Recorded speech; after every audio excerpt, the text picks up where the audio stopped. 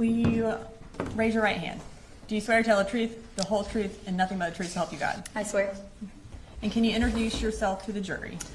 Yes, I am Kelsey Ward, and I am an agent with the Georgia Bureau of Investigation.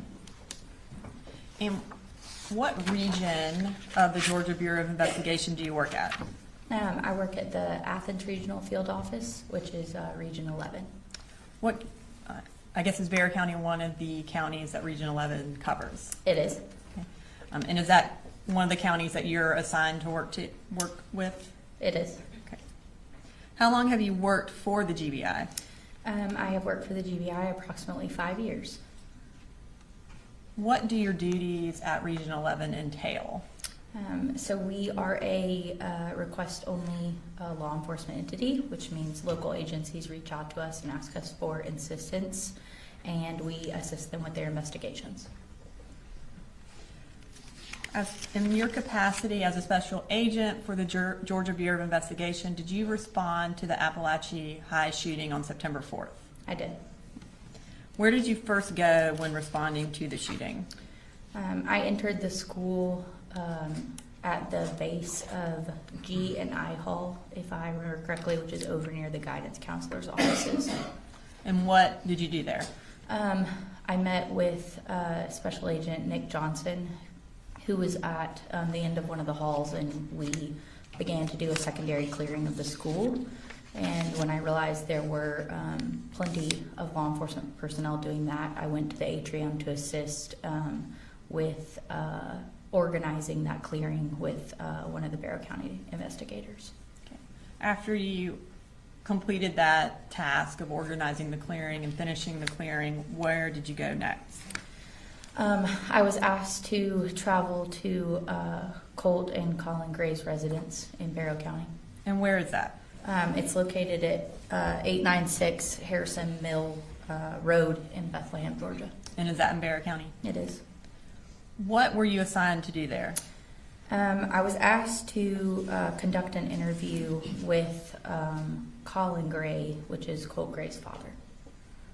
Approximately what time did you arrive there? I arrived there at approximately 1:25 p.m. And what was the defendant there when you arrived? He was.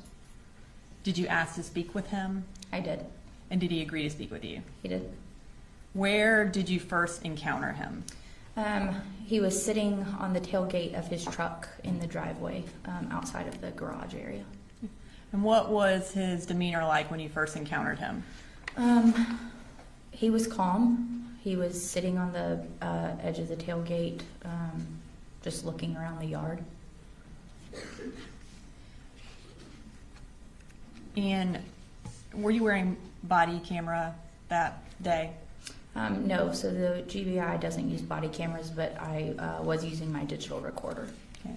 And in that first interaction that you had with the defendant where you walked up to him on the bed of his truck, have you had an opportunity to review any body camera that did catch that initial interaction? Yes, I have. And whose body camera was that?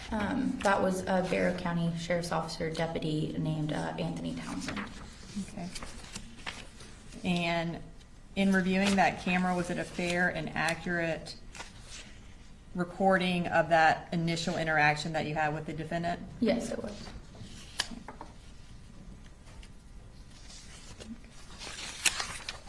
So that interview is Exhibit 212, and it is on our hard drive. You're all right. This time I'd like to introduce into evidence to Exhibit 212 and play just the portion of that body camera where it catches the initial interaction between Special Agent Ward and the defendant. No objection. It's a limited timestamp for this particular portion. Yeah. Unless it's the only thing on it. It's the only thing that's being introduced. We're not doing the entirety of the.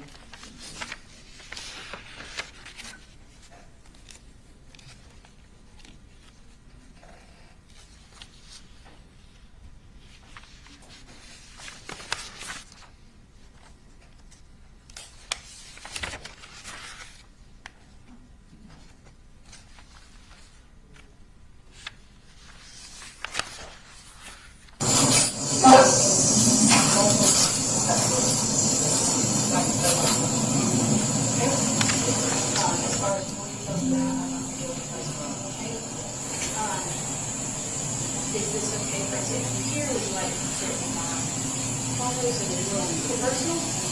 Why don't we do that?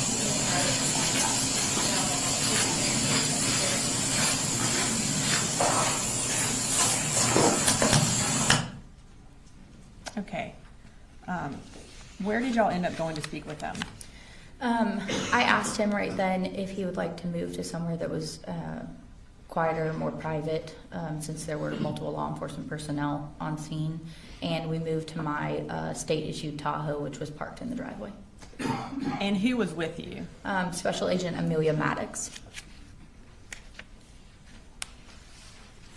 And you indicated that you had audio recorder with you. Did you record your interview with the defendant? I did.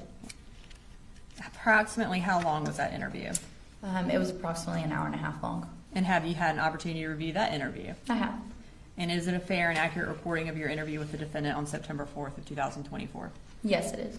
Have there been any additions or deletions? No, there have not. Okay. And at this time, Your Honor, I'd like to introduce into evidence State's Exhibit 182, which is also on the hard drive. I'm not going to play it yet. I have some more questions for her before I do that. Is there any objection relating to? There's no objection, though we did do a motion, and so we're still maintaining our position in regards to that motion. All prior motions were preserved. Yes, sir. I will, all right, 182 is admitted. Thank you, Your Honor. So before we play that, I just want to ask you a few questions about your interview. What was your initial goal in speaking with the defendant? So we wanted to gather information about the family dynamics. We wanted to gather information about Colt himself and his background, where he had obtained the firearm that he had used during the shooting, and any information we could obtain about his mental health. Okay. So at that time, you did not know where he had gotten the firearm? No, we did not. And did you have any information about what led up to the shooting? No, I didn't at that time. Was that important to your investigation? Yes, it was. And was finding out where he got the firearm important to your investigation? Yes. During the course of the interview, did he tell you whether or not he had custody of Colt? Yes, he did. And just generally, what did he say about that? He told me during the interview that he had papers showing that he had custody of his children, and indicated that those had been compiled by DFACS. Okay. What, if anything, did he say about Colt being violent or aggressive? So he said over the course of his interview that over the last, I believe he used 5 to 7 months, Colt's behavior had become more aggressive and escalated, and that Colt had previously broken a window, had been involved in physical altercations with Colin. There had been 3 to 4 of those physical altercations. He used the term bull rush when describing how Colt would come at him during those altercations, and he would physically have to hold Colt or take it, is how he described his incidences with his son. Did he talk about Colt needing mental health treatment or any attempts to get him treatment? Yeah, he did. And what did he say about that? So he told me that just in the week prior to the incident occurring, he had actually, he said he had been on the phone with counselors, and he indicated that he felt that Colt needed to maybe be checked into a place, and that basically he had been doing some emailing back and forth with some mental health facilities. And did he indicate, in terms of Colt being checked into a place, if that's something he had been working on? Yeah, so he said that some emails had gone between him and a lady at Project Aware, but he didn't indicate that he had taken any steps to actually take him to that meeting. And did he mention whether or not Colt specifically thought he needed help? Yeah, so he actually made the comment that Colt had said that he felt like nothing his dad was doing for him was helpful, and that he might need to be checked into some kind of asylum. What, if anything, did the defendant say about where Colt got the firearm used in the shooting? So we talked about that pretty in-depthly. He stated that originally he had allowed Colt to use another weapon when they had gone hunting, and that weapon had jammed or backfired, and it had scared Colt. And so he and Colt had talked about Santa Claus, i.e. himself, Colin, purchasing Colt another firearm, which did take place, which he ended up purchasing Colt the 6-hour firearm that he used during the shooting, and that was purchased at Mike's gun room. And approximately when did he provide that or give that firearm to Colt as a gift? That was given over the Christmas of what would have been December of 2023. Did the defendant tell you where the gun was kept or whether or not Colt had access to the firearm or the rifle? Yeah, so originally during the interview, or initially, he stated that the firearms were all kept in the top of a closet in the residence, separated from the magazines and the ammo. I believe he referred to them as clips. But then later in the interview, he stated that the 6-hour had actually been in Colt's bedroom, in the corner of the room, close to Colt's guitar, where he had been working on it. I believe he had said he had been putting a laser on the firearm, and they had been sighting it in. Did the defendant say whether or not Colt had any interest in school shooters or school shootings? Yes. So a couple of days prior to the incident, Colin noticed some images on the wall, or an image on the wall in Colt's bedroom, and asked Colt who the individual was in the image. And at first, Colin didn't push that conversation any further, but later that night he realized the photo had been taken down, and he and Colt discussed that it was a photo of Nicholas Cruz, a previous school shooter. Okay. And did the defendant have any follow-up questions for Colt based on that information that he told you about? No, he didn't state that he asked Colt anything further about the images on the wall. Did he mention having a family member in law enforcement? He did. And did he seem to have familiarity based on that family member with kind of what y'all's plans were with doing a search warrant, that kind of thing? Yes, he actually said he knew exactly what we were going to be doing at the residence. We had been discussing executing a search warrant inside the home and outside of the home, and his response was he knew exactly what we were doing, that his sister had been a cop, a lieutenant actually, previously. Did he mention whether or not he had reached out to his sister related to these issues with Colt, him having access to the firearm and him having the picture of the last school shooter on his wall? No, he did not say that he had reached out to her about any of those things.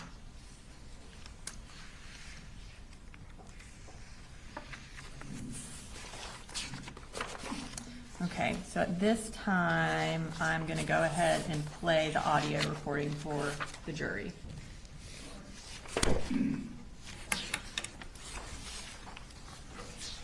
And ladies and gentlemen, as I heard, this is an hour and a half, thereabouts. If you need a break during it, because this will push us beyond our normal break, just raise your hand and we'll stop.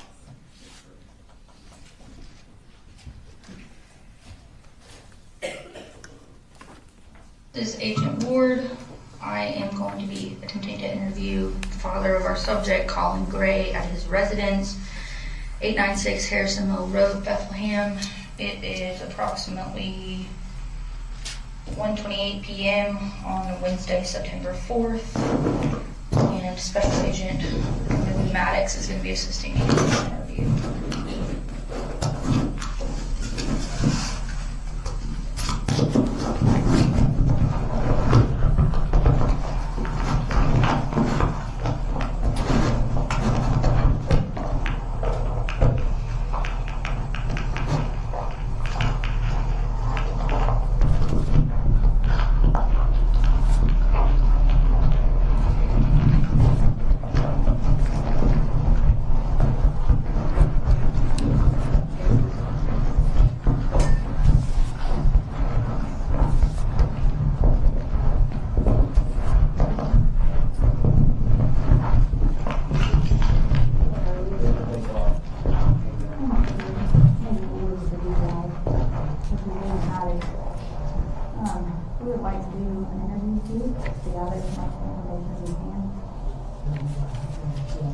can't give you a lot of information right now. I'm very sorry about that, but we're going to do some ongoing investigation because this is something that cannot be supposed to be at this time. And it's evolving. So he is in law enforcement custody at the time. So I can tell you that. Okay? As far as more details than that, I'm not going to be able to tell you anything, okay? Is this okay for us to interview here? Would you like to come sit in my Tahoe so that it's more personal? Why don't we do that? Yeah. Yeah, we can turn the air on that way.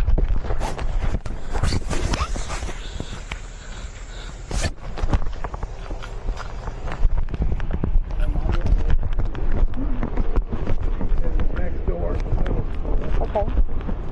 And my little baby boy is off the road. Okay. So, man, Have you made contact with them? my daughter started texting me this morning, said the school been locked down. I was like, oh, man. Okay. If you will come sit in this front seat, I'll move my butt back. I'll just come here.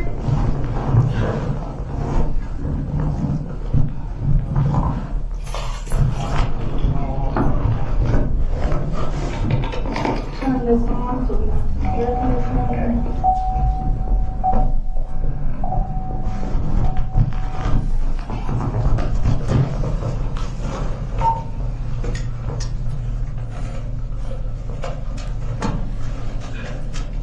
Got enough room.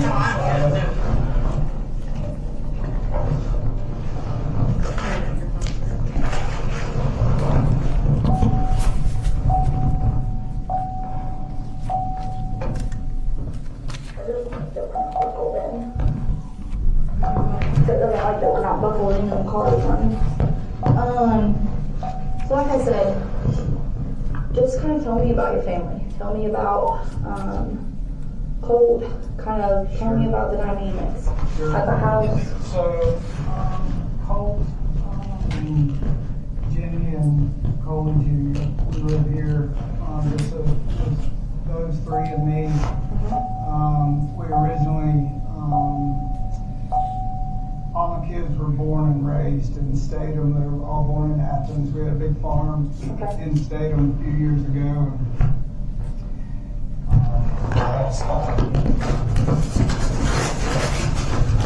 Sure. And her family's all from South Georgia. So COVID all hit, like I'm hurting, I need to heal. So it was like, hey, let's take some time.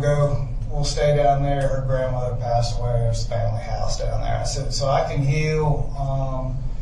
And nobody's doing any building because of COVID. And I said, you can get a job at Georgia Pacific, and be good. So we went down there and started down that path. Okay. And I don't know, we were down there probably I guess it was 8 to 10 months. It was close to a year. And then I started feeling better. Her and I kind of not really seeing eye to eye. She, at that time, her issue was drinking. So back then. So I said, hey, we just need to get out of this down here. The kids are kind of stuck in the schools in Ben Hill County, Fitzgerald, they're good. They just don't have the money and access. So everything's literally days behind, it felt like. So I used to be assigned to the Perryfield office, Oh, so there that you was go. actually my area. There So you I go. am very familiar So- with Ben Hill. Those are my counties. and I tell people, the clock literally moves Yes, it does. 10 minutes slower, but I also wanted my kids to see that way of life and see how all the different color, races of people, everybody meshes, everybody gets That's right. together. I wanted them to see that. He had some trouble with some bullying in Jefferson a while back, and that kind of just was, I thought, you need to go down there and just see the simple way of life, and we'll just take it easy and we'll build our way back up here. I said, once construction starts, Dad will go back up there, get a job, and we'll be right back in business. So we stayed down there about as long as we could, and I've got my son-in-law who I got a job doing what I do, full circle, called him up and said, hey, I'm healed. is anybody hiring? He's like, everybody's looking for you. Like, call these people, they want to hire you today. I'm like, great. So had an interview that day, had the job the same day. I'm like, great, we're going back home, we're coming back up here. And the kids were all happy because this is where they know, you know. So came back up here, and she stayed down there with little one, and Colt and I just started out in Jefferson, just him and I. And when was that? This was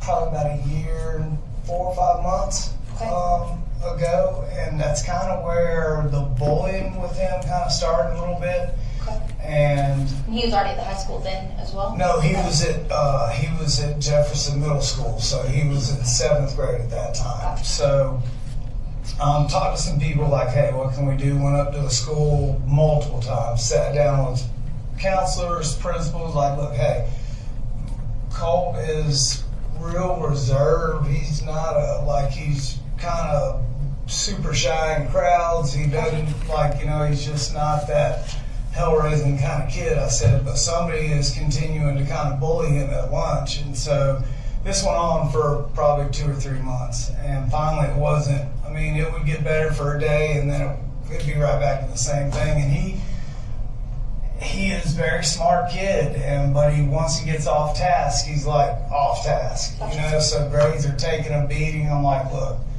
I said, at the end of the school year, I said, even if you have to take this grade over, I said, we'll go move back over towards Statham, where everybody's familiar. Our church is here. I said, we'll come back, we'll get back in the groove, we'll get Jenny and Boo back up here, and until your mom gets stuff sorted out. All right. And those are his sisters?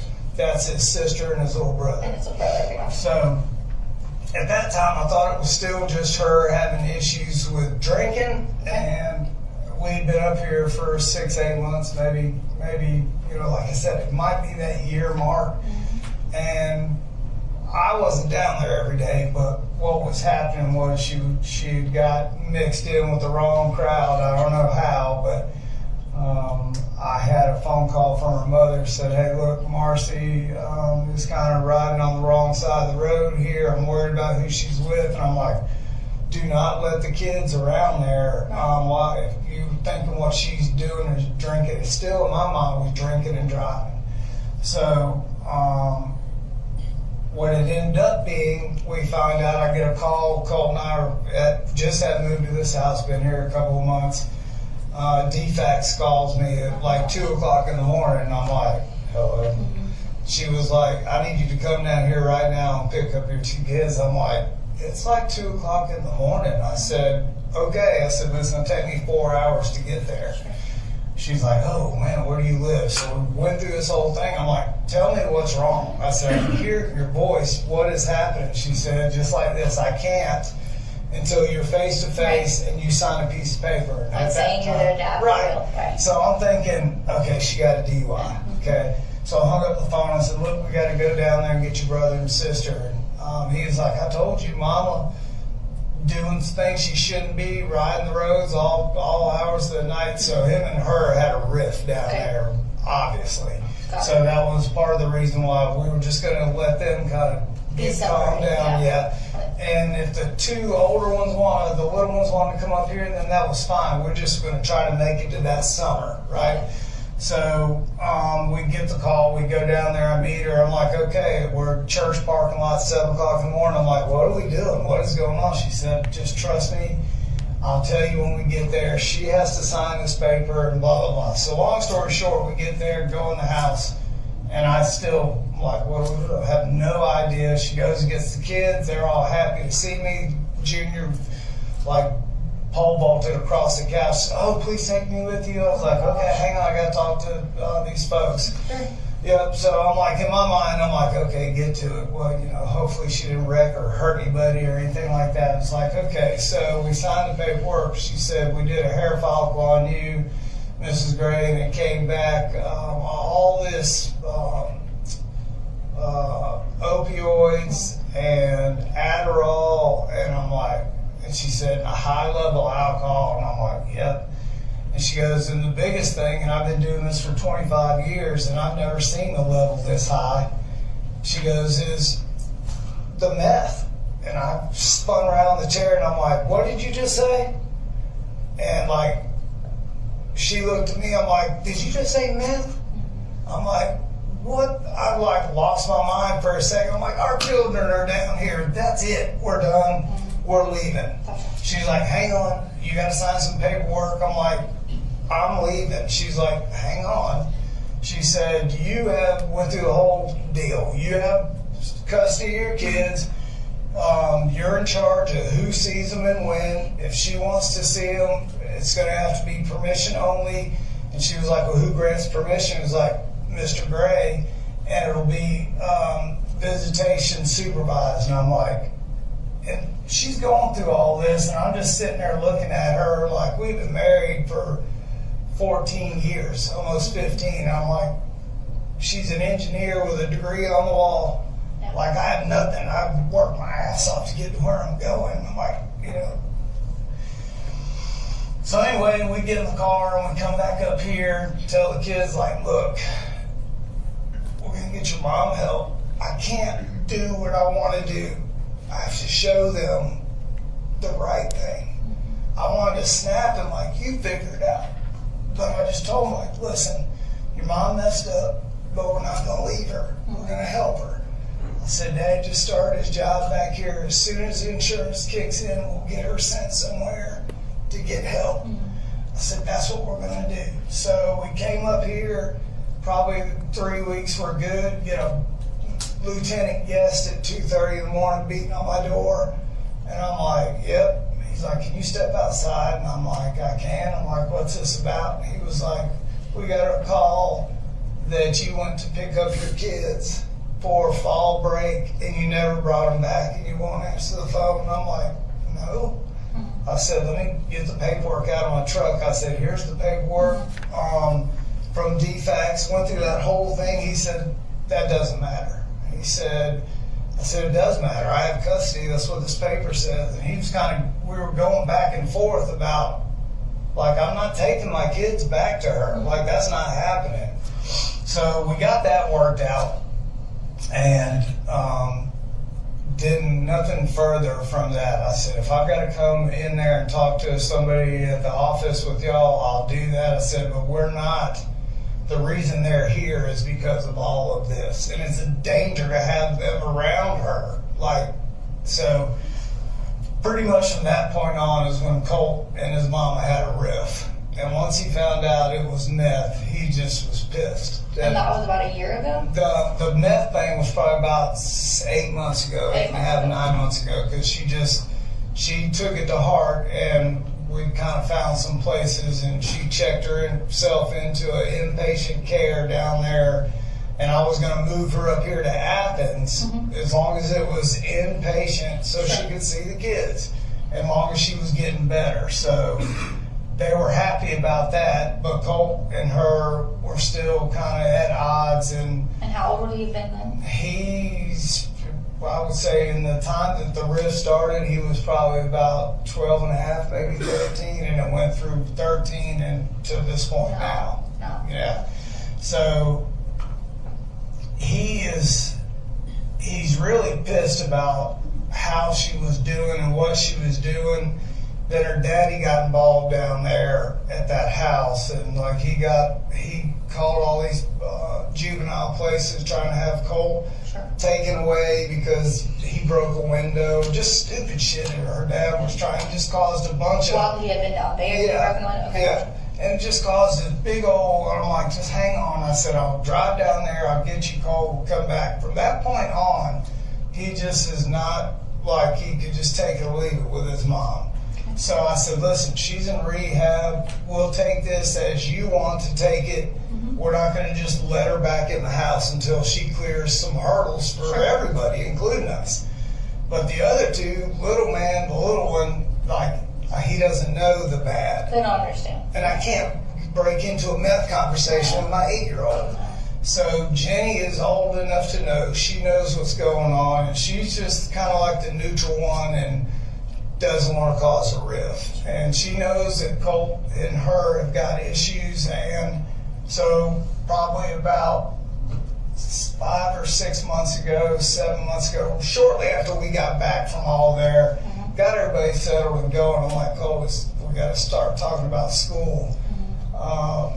And then his mom would be on the phone giving him grief about not wanting to go to school. So from that point on, his attitude escalated to the point where he would be like just cussing and talking to me like you shouldn't talk to your And that was parents. 5 to 7 months ago. Yeah, and it's continued on, you know, with a couple of, and they, you know, argue with him and like you can't say or do this thing, you can't just lay out of school. Okay. And he's like going to hands on trying to fight me. Okay. So I tried to just either hold him down or get him like hold back and just turn my head and like Because stop. he's 14 now? Yeah, he's Okay. 14. Okay. And not, you know, don't like take the belt or any of that Yeah. old school stuff. He knows like it's not what we're supposed to be doing, so I just take it Yeah. till he calms down, and I let him talk it out, and we like, hey, this is not working. Okay, so obviously the first time, like, oh, okay, I was a kid once. Second time it happened, I'm like, no. So we have been on the phone with counselors. I was always about to ask. Yeah, Okay. and my mother-in-law is a school teacher for 40 years. Like she gets it. Okay. And I'm like, he's got to have specialized. It can't just sit in there just five and dime. Like he may need to be checked into someplace. Okay. I said if it continues to escalate and it goes towards his brother or his sister, Right. then he needs to go right there. So we've had probably maybe 3 or 4 of those kind of altercations to where he's gotten above aggressive with me.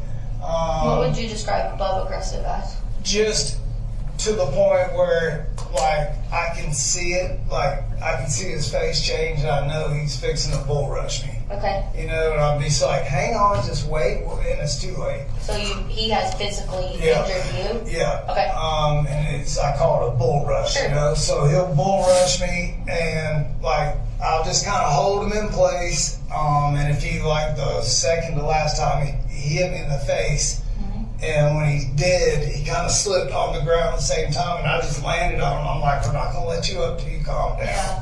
So he did. He calmed down and like got up, like I don't want to talk. I said, you just go do what you need to do, get a good night's sleep, and we'll start tomorrow. So I started keeping notes about what he does, how he acts, and I've determined just from what we do day to day, when he gets ultra tired, he just changes. When he gets to his mom, there's no discussion.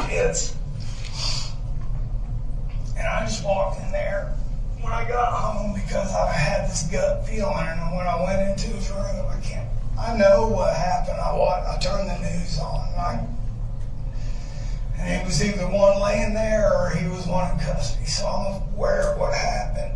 And so that was been like, Doug, we need to get him to go somewhere. Like that's what we have been trying to do here for the last probably good week or so. Like So for about a week you've been trying to get him institutionalized? not institute. Okay. He called his mom and said that that nothing that I was doing was good enough, and that maybe he just needed to be in an insane asylum. I'm like, he's just been. When was that? That was probably a couple weeks ago, maybe in passing. And I'm like, no. I said, listen, I talked to him and told him I've got been on the phone with the school and the counselor at school. Okay. Like they're all aware of what's going on. What's the name with of that him. counselor? Do you know? I've got. We can look later. Yeah, I've got an email where we've been back and forth. Okay. She sent me another piece of document from Aware. Okay. Counseling is a third party. It's a third party counselor. Right. Said, would you be? I'm like, absolutely, yes. I would love to do that. Give me the paperwork. So I filled it all out, signed it, and sent it back. I said, tell me what we need to do, and we will make this happen like the next day. So she said, once we get that filled out, when he comes to school, we'll sit down and meet with him. I'm like, okay, do I need to be there? She's like, no, we'll just meet with him first. Okay. I'm like, okay. So the goal was them to meet, and then the paperwork I filled out was, the way I took it is it's not an interest for the school or anybody. She's just more dialed to the child, trying to give him like Hands-on care, basically. correct, right, and make that determined for me. I don't want my wife, who's sort of kind of involved, or my mother-in-law to, say, oh, he needs to be, institutionalized. I want somebody, third party, that doesn't know anybody in the family to say this is what we To make like an unbiased assessment. Yes. Got it. So that's what I was trying to do. And yesterday I said, hey, look, it takes a little, and I tried to give him a pep talk. I'm like, So hey, this was yesterday. this was yesterday. Okay. I said, and I'll show you a text. I'm like, it takes a lot of guts to do what you're doing. Go walking back into school after all this time. I said, you're doing the right thing, and I'm super proud of you. So, get back home from work, come in, cooking dinner, and he said, I didn't go to school today. And I'm like, okay, what happened?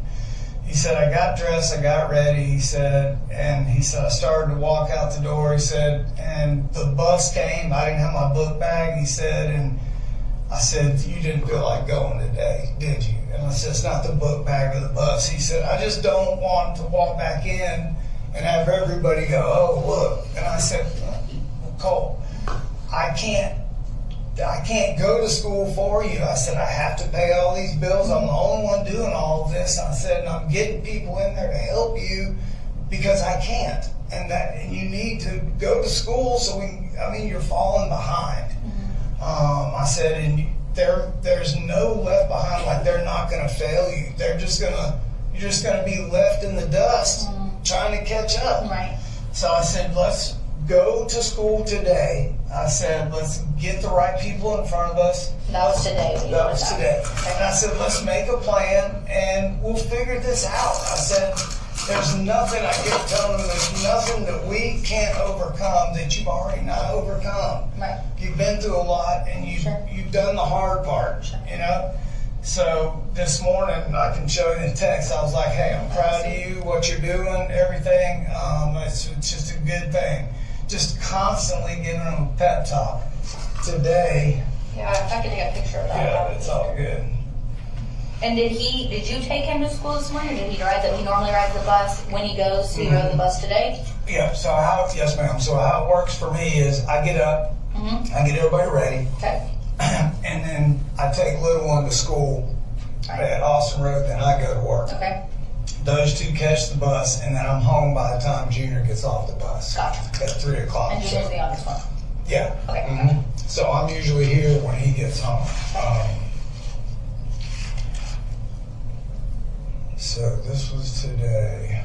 I said, morning, big boy. I'm proud of you. I love you, and I hope you have a great day today. I will see you this afternoon. He said, getting ready for the bus, and I love you. Okay. Yep. You can keep scrolling. I'm gonna kind of take a picture, if you don't mind, Yes, of your conversations today. Yeah. Okay, you can keep going. Perfect. Okay, and keep going.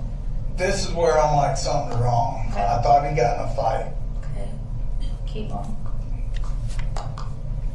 Okay, keep going. And keep going. Thank you. So, Tell me, I have just, that's great information. That is exactly what I, wanted Okay. to talk to you about. yeah.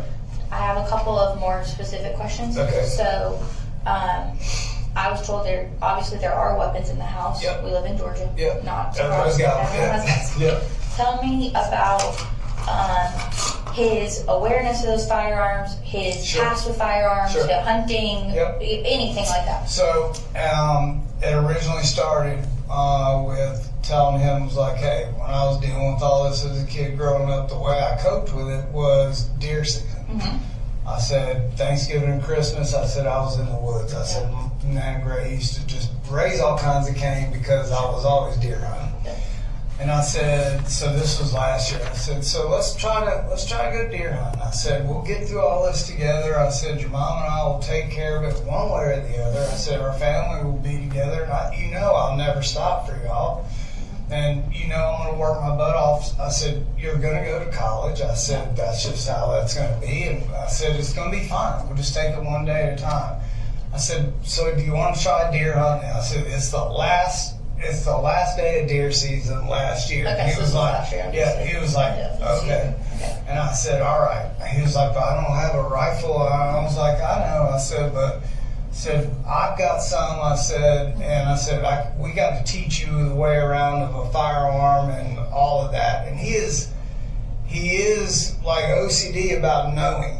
Like, so he'll break into whatever we're hunting. That rifle was, and he did all his research, and I was like, that's impressive. So he throws himself into whatever he's interested in. Yeah. Okay. So as a treat, I said, hey, I bought a rifle, and I said, it's an AR platform. I said, I know everybody's got one. I said, this will be what you will take hunting with us. And he's like, this will shoot a deer. I'm like, this will shoot a deer. Tell me about the specs of that firearm.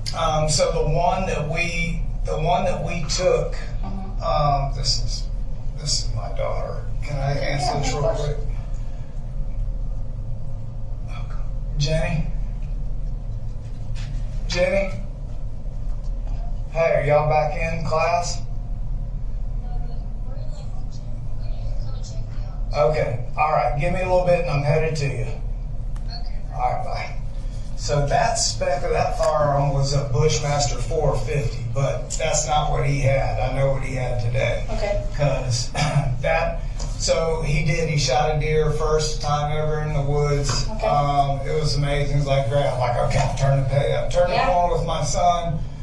Bonded, like, greatest day ever. Like, in my mind, I swear to God, I thought we were gonna, like, he was gonna be perfect from then on, Yeah. We had this outlet together. Exactly.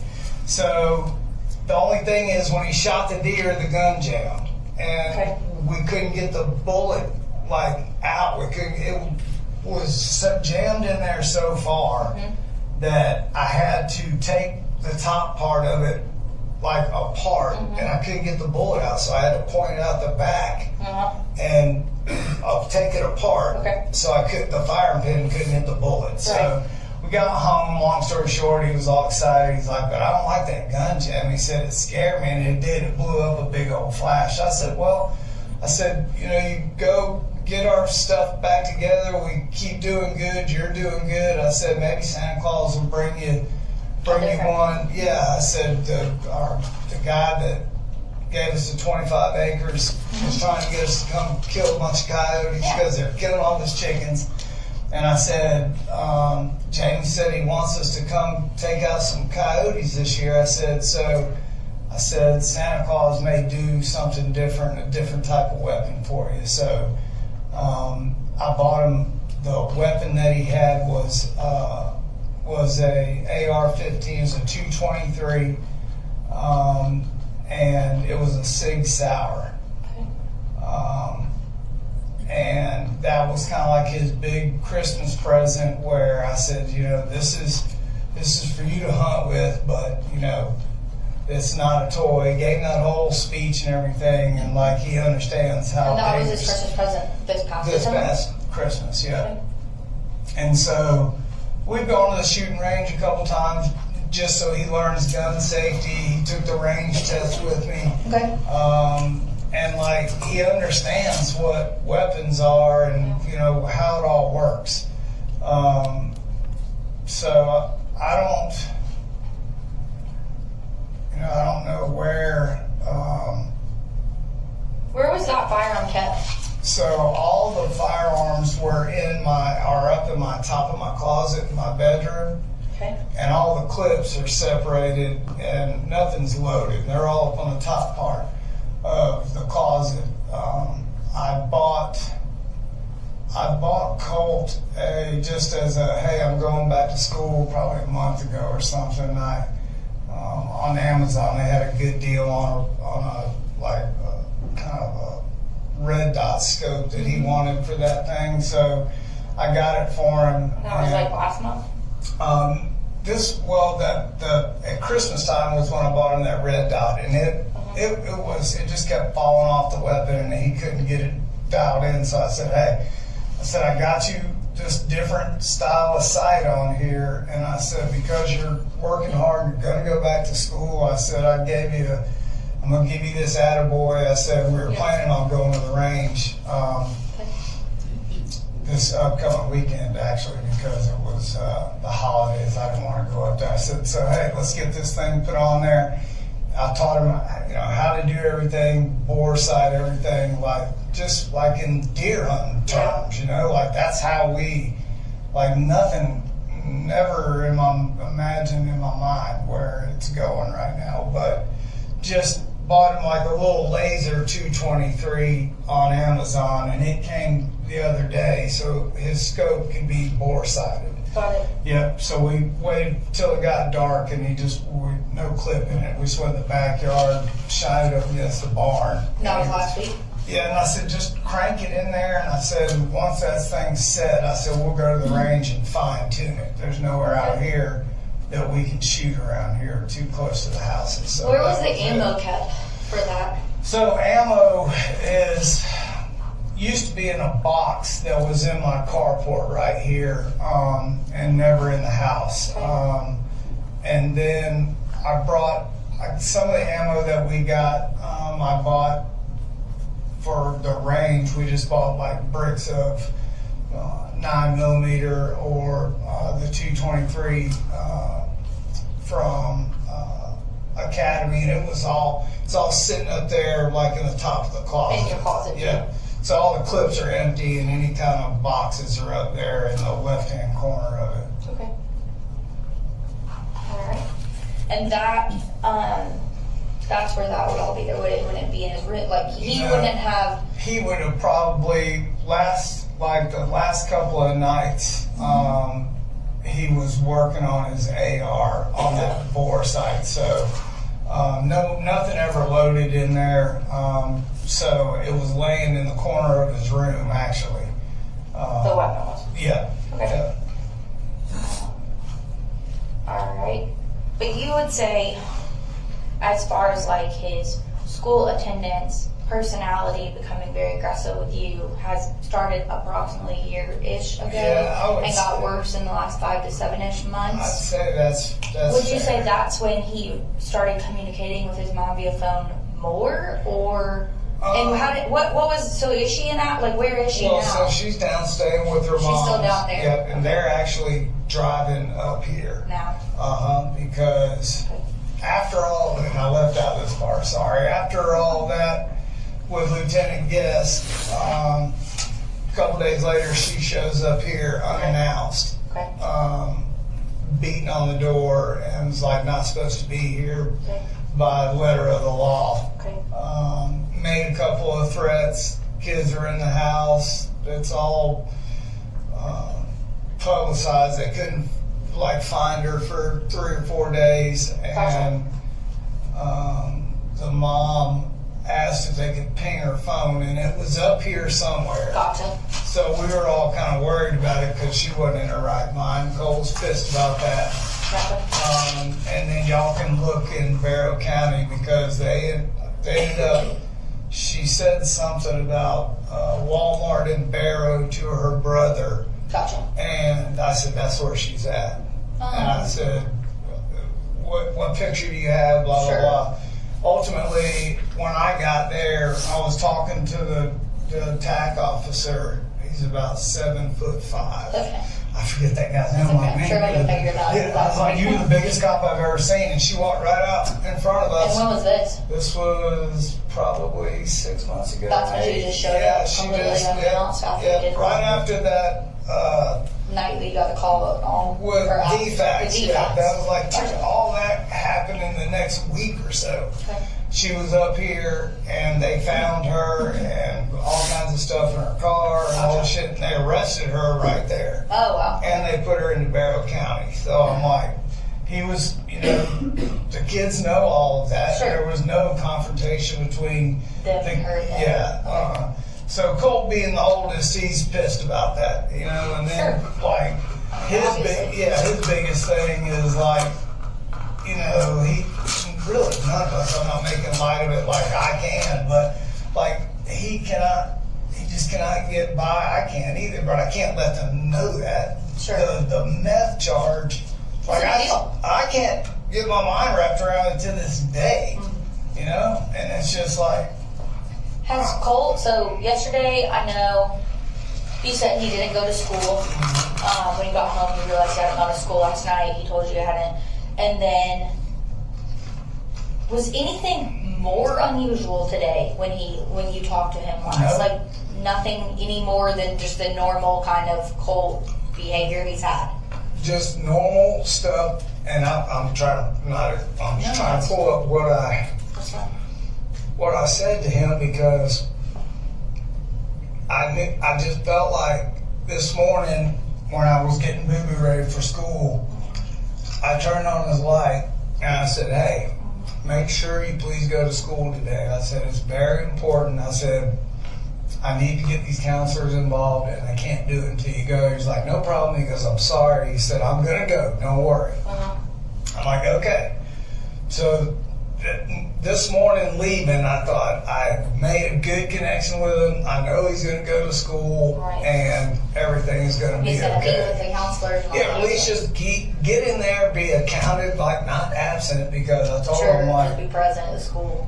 yes, I'm like, but I'm gonna end up in truancy court. Yeah, like, on top of everything. yeah, trying to, like, you know, and that's the balance where I've got two kids that we go. My two younger ones and me are in church every Sunday. Okay. They never miss school, Okay. and it's like, dang, like, Does he not normally attend?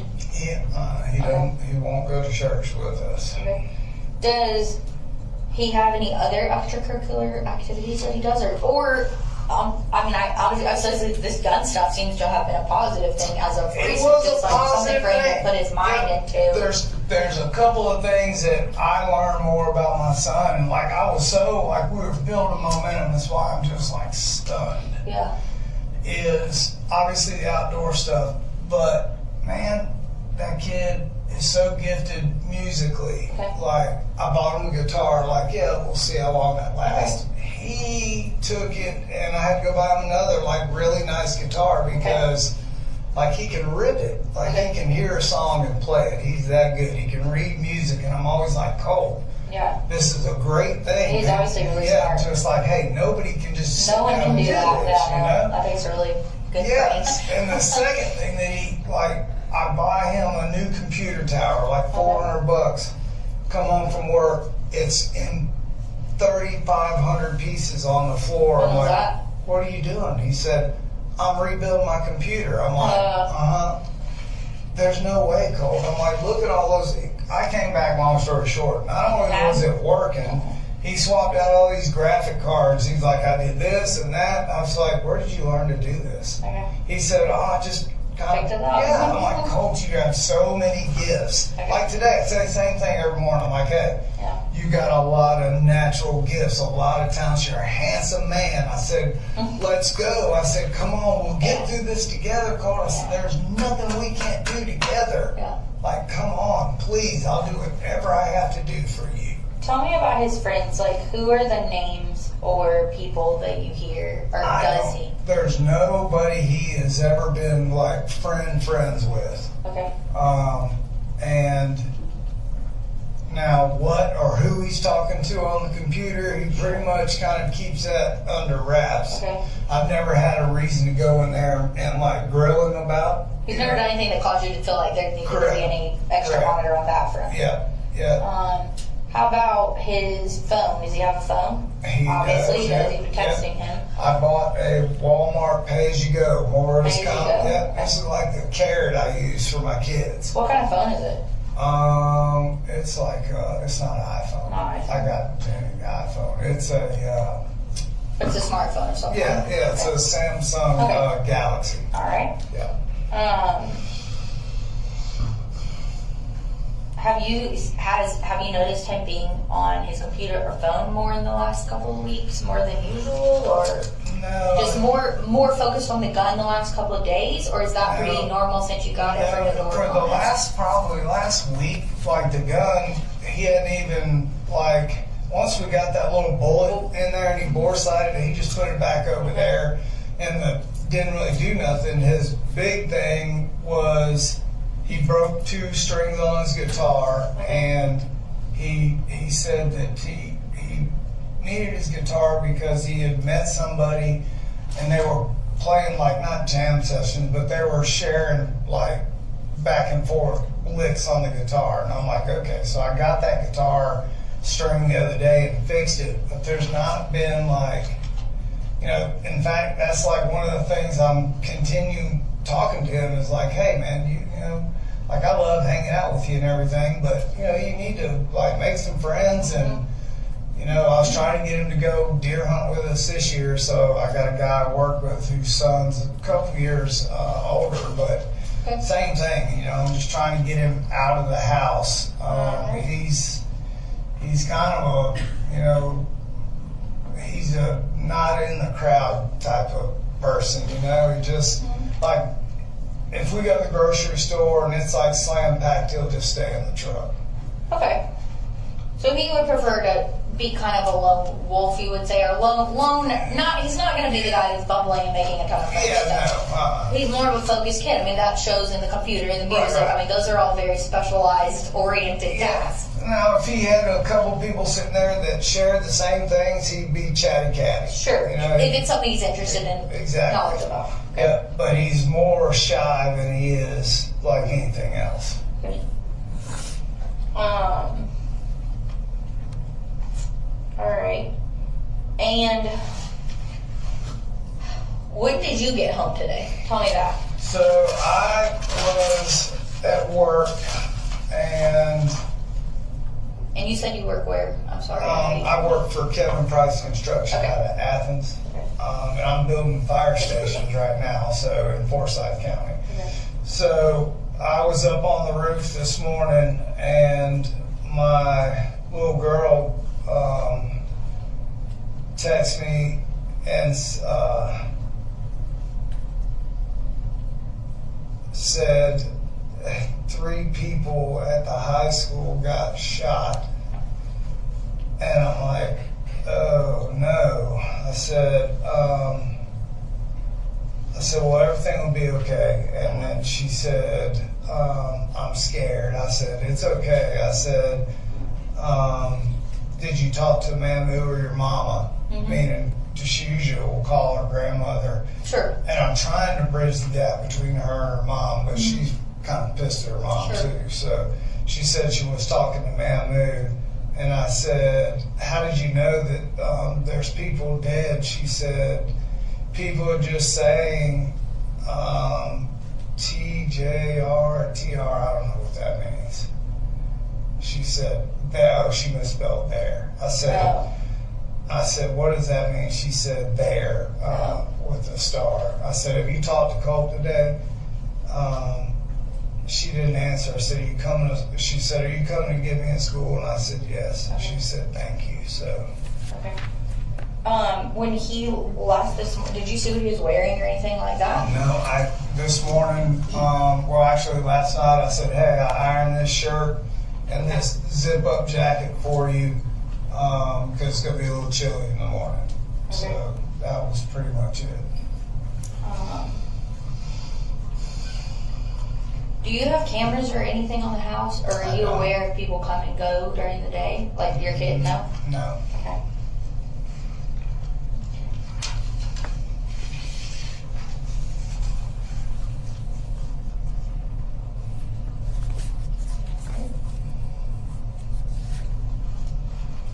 And how frequently, day to day, would you say you talk to Colt, like during the day? Like, do y'all text during work? Like, what is your communication with him like normally? It's nonstop. Really. Nonstop? Yeah, texting and talking to him, you know, to the point where I know aggravated. What about today? I mean, I know I just took, it looks like mostly you sending and him not responding. This was after, like, at 9:42. So that's what I was going to see. He said, I'm getting ready for the bus. Love you. So he said, I'll text you in about an hour. He said, it's important, so answer. And I figured, okay, he's going to be rolling into school and he likes my pep talks. Okay. And I tell him, like, you can do it, just like, If I don't, surprisingly, he's like, I didn't get a pep talk. I'm like, okay. So I try to. So he asked for one of those, like, and that was at 9:42. Yep. Okay. And I said, okay. I said, what are you going to be texting me about? I said, is everything okay? He said, yep. And I said, okay. I really hope you have a great day, Bubba. Okay. So that was at 8:30. And then at 9:42, he said, just out of the blue, I hadn't been talking to him. I was actually having a job meeting about the crane on site. Okay. And out of the blue, he says, I'm sorry, it's not your fault. That was the two texts that just, and I wasn't talking to him. And I said, what's wrong, Bubba? I said, you didn't do anything. And he didn't answer. And I said, hey, like, what's wrong? Yeah. So, Let me get a picture of that again, because I just want to make sure. yeah, so that was at 9:43. And then he answered at 10:03. Let me see this.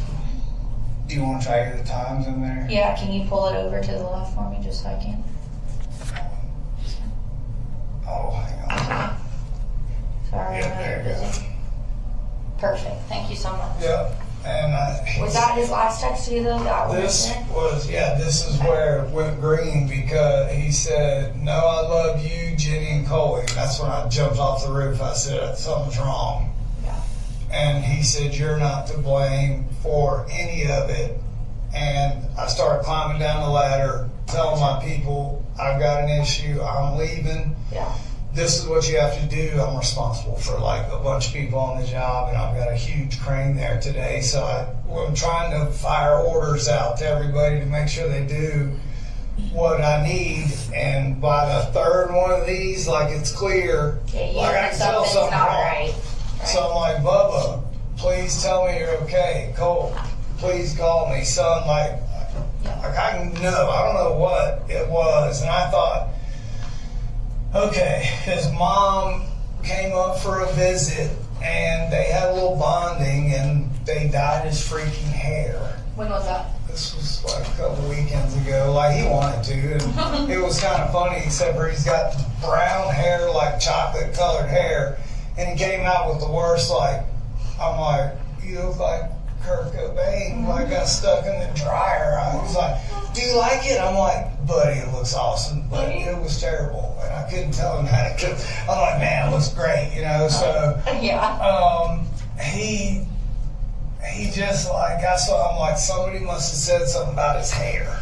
Like, I was really worried about it, because, like, it's sort of blondish, yellowish, and then it's got that, like, terrible dye job where the brown starts coming back, and I just was like, oh, somebody said something to him, and he's so self-conscious. Well, and he's just getting back Yes. to school, like, he just got in his toe. I swear to God, like, I thought that's what this was. Okay.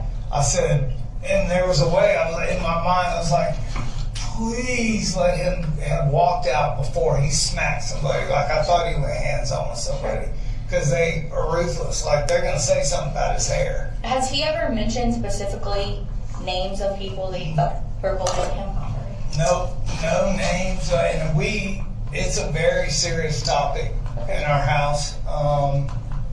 And like, if I ask, they're pretty straightforward. Like, hey, this is What's going Yeah. on. Like, So I have a rule kind of in our house that, like, I call it bubble. So I came up with something for my kids, like, I didn't have. Like, I couldn't go to my mom or dad and say, I just failed math and science. Sure. And I put a golf ball through all 4 of the windows in the house. Yeah. And I rolled your car today. My dad would have beat the shit out of me.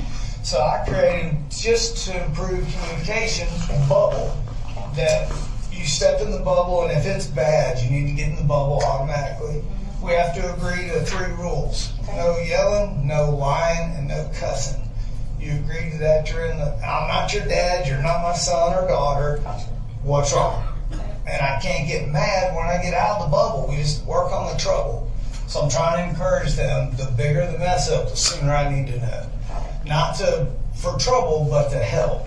So we'll call bubble if I feel something's wrong, you know, and I'm like, hey, I said, just, you know, if something happened, just, just, you can tell me, we'll go up to that school. And I said, you're so far behind, you can't go up there and like be on the shit list right off the bat. So just try to, I don't know. I was trying Is to this do his the first best I year can. Yeah. So we signed him up last year to go to 8th grade where his sister goes. And the first day of school came and he threw a fit for 8th grade. He didn't want to go. And I'm like, what? And where is she at, you said? She's right next door to Heck Morris. He was supposed to go there last year. Well, the change, all that was going on, like he just couldn't do it on the first day. So I said, all right, we'll try the second. Like, nope. And my mother-in-law and all of her wisdom while I'm at work, and he's out of school the second day, says, well, hey, how about if we sign you up for online school? And that's all it took. Oh, of course. And I'm like, no, we can't do that. Right. I said, you have to go to school. And he's like, no, man, move, show me. And she like broke it down, like Okay. showing him that, yeah, he truly could go to online school. And I'm like, So he probably already didn't want to physically go to school after knowing that was an option. yeah. And so it's just like, I don't know if what's happened with his mom and, the back and forth about all of that. And, just the way that kind of, when he was down there trying to get him locked up in YDC, and there's a riff. And that's why I said, we'll just come here and we'll decide who comes and stays. And I know she's your mama, but you have to be adding value to the family. You can't come here. Yeah, just cause problems. Yeah, I understand. So I'm trying to instill in him that, like, hey, your brother and your sister are watching. Like, little Colin is watching you. Yeah. Just like, even if you feel like crap that day, still try to be a good person for your brother. Yeah, like a good role model. Yeah, Have you been in his room today and looked around or anything like when that? I got home, I walked in and I'm like, Sorry, do you know?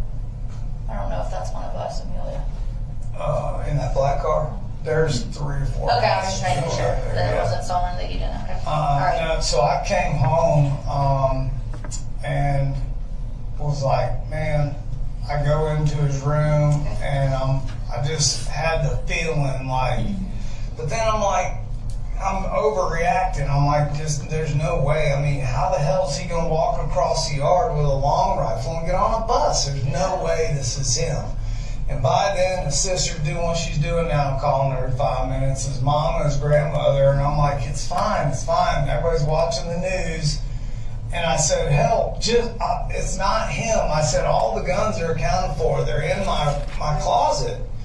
And I said, except for the one Colt put that laser in. I said, I'll call you in a minute. So as soon as I got here, I opened that door, Fox News, I left the TV on, and sure enough, there's Apalachee High, and I'm like, Jesus Christ. I go down to his bedroom, and I just stuck my head inside there, and there's his 2 guitars, and it's laying over there in the corner, and it's not there.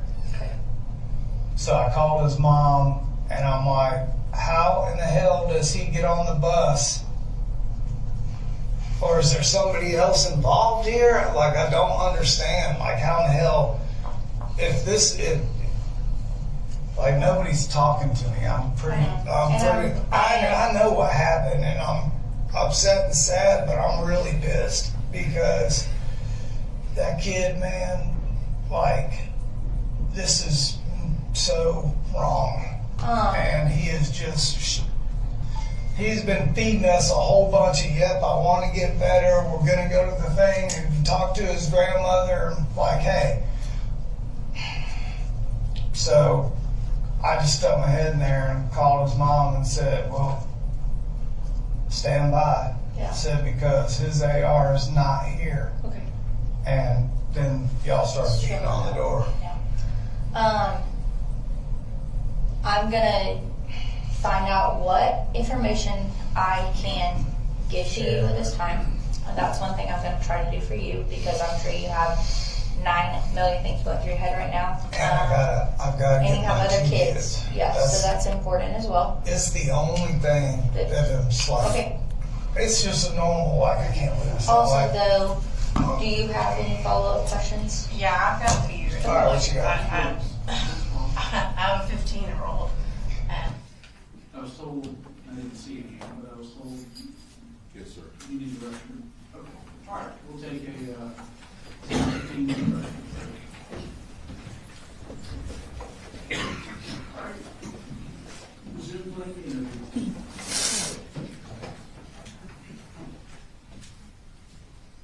phase with a split dye hair and the whole. okay, good. All right. Well, I feel better. It's very frustrating. It is. And it's tough, you don't know what to say, and you don't know what to do, and you don't understand why. Because very much like you, my dad would have beat my ass if I showed up, something like And I that. try to just, like, I know. when it gets confrontational, I try to just talk about it. Like, I know. I will not, Yeah, it sounds like you have a good process Yeah, what you you've do. been doing. yeah, I will not. You've been way more understanding than most. Yeah, my parents, I would be halfway to China by now, Yeah, probably. like, I will not, like, my daughter is like, you know, like, I will not touch my children. I will not strike my kids. Yeah, Like, it's not and gonna happen. that's, you know, that's. And he knows that. Right. Well, and I know that this is hard to talk about, but I want to get a little more in depth, you know. You're good, go You ahead. met with counselors, y'all talked to counselors. Yeah. What exactly have the counselors said? Have they given any sort of mental health diagnoses, anything like that? No, the one, now, as far as the counselors at school go, he has not sat down and had like a full on, that I'm aware of, with the counselors at school, other than the conversation about, can I look at my phone? This will be the email. Yeah, I was gonna ask you if you didn't mind, we would love to get Yeah. a copy of that, just so that we have it as Yeah, well. so Jade Baker, Lisa Butler,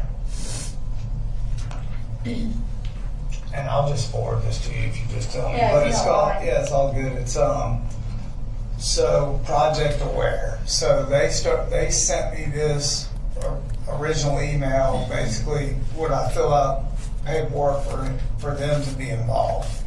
And I'm like, absolutely. Like, I'm trying to get him to sit down, but I just got my insurance actually like last week, so I've been waiting for my medical insurance.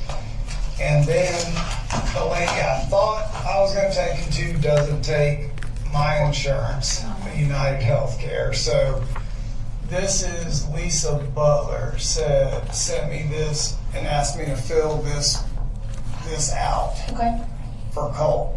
when was that? This was last week. Okay.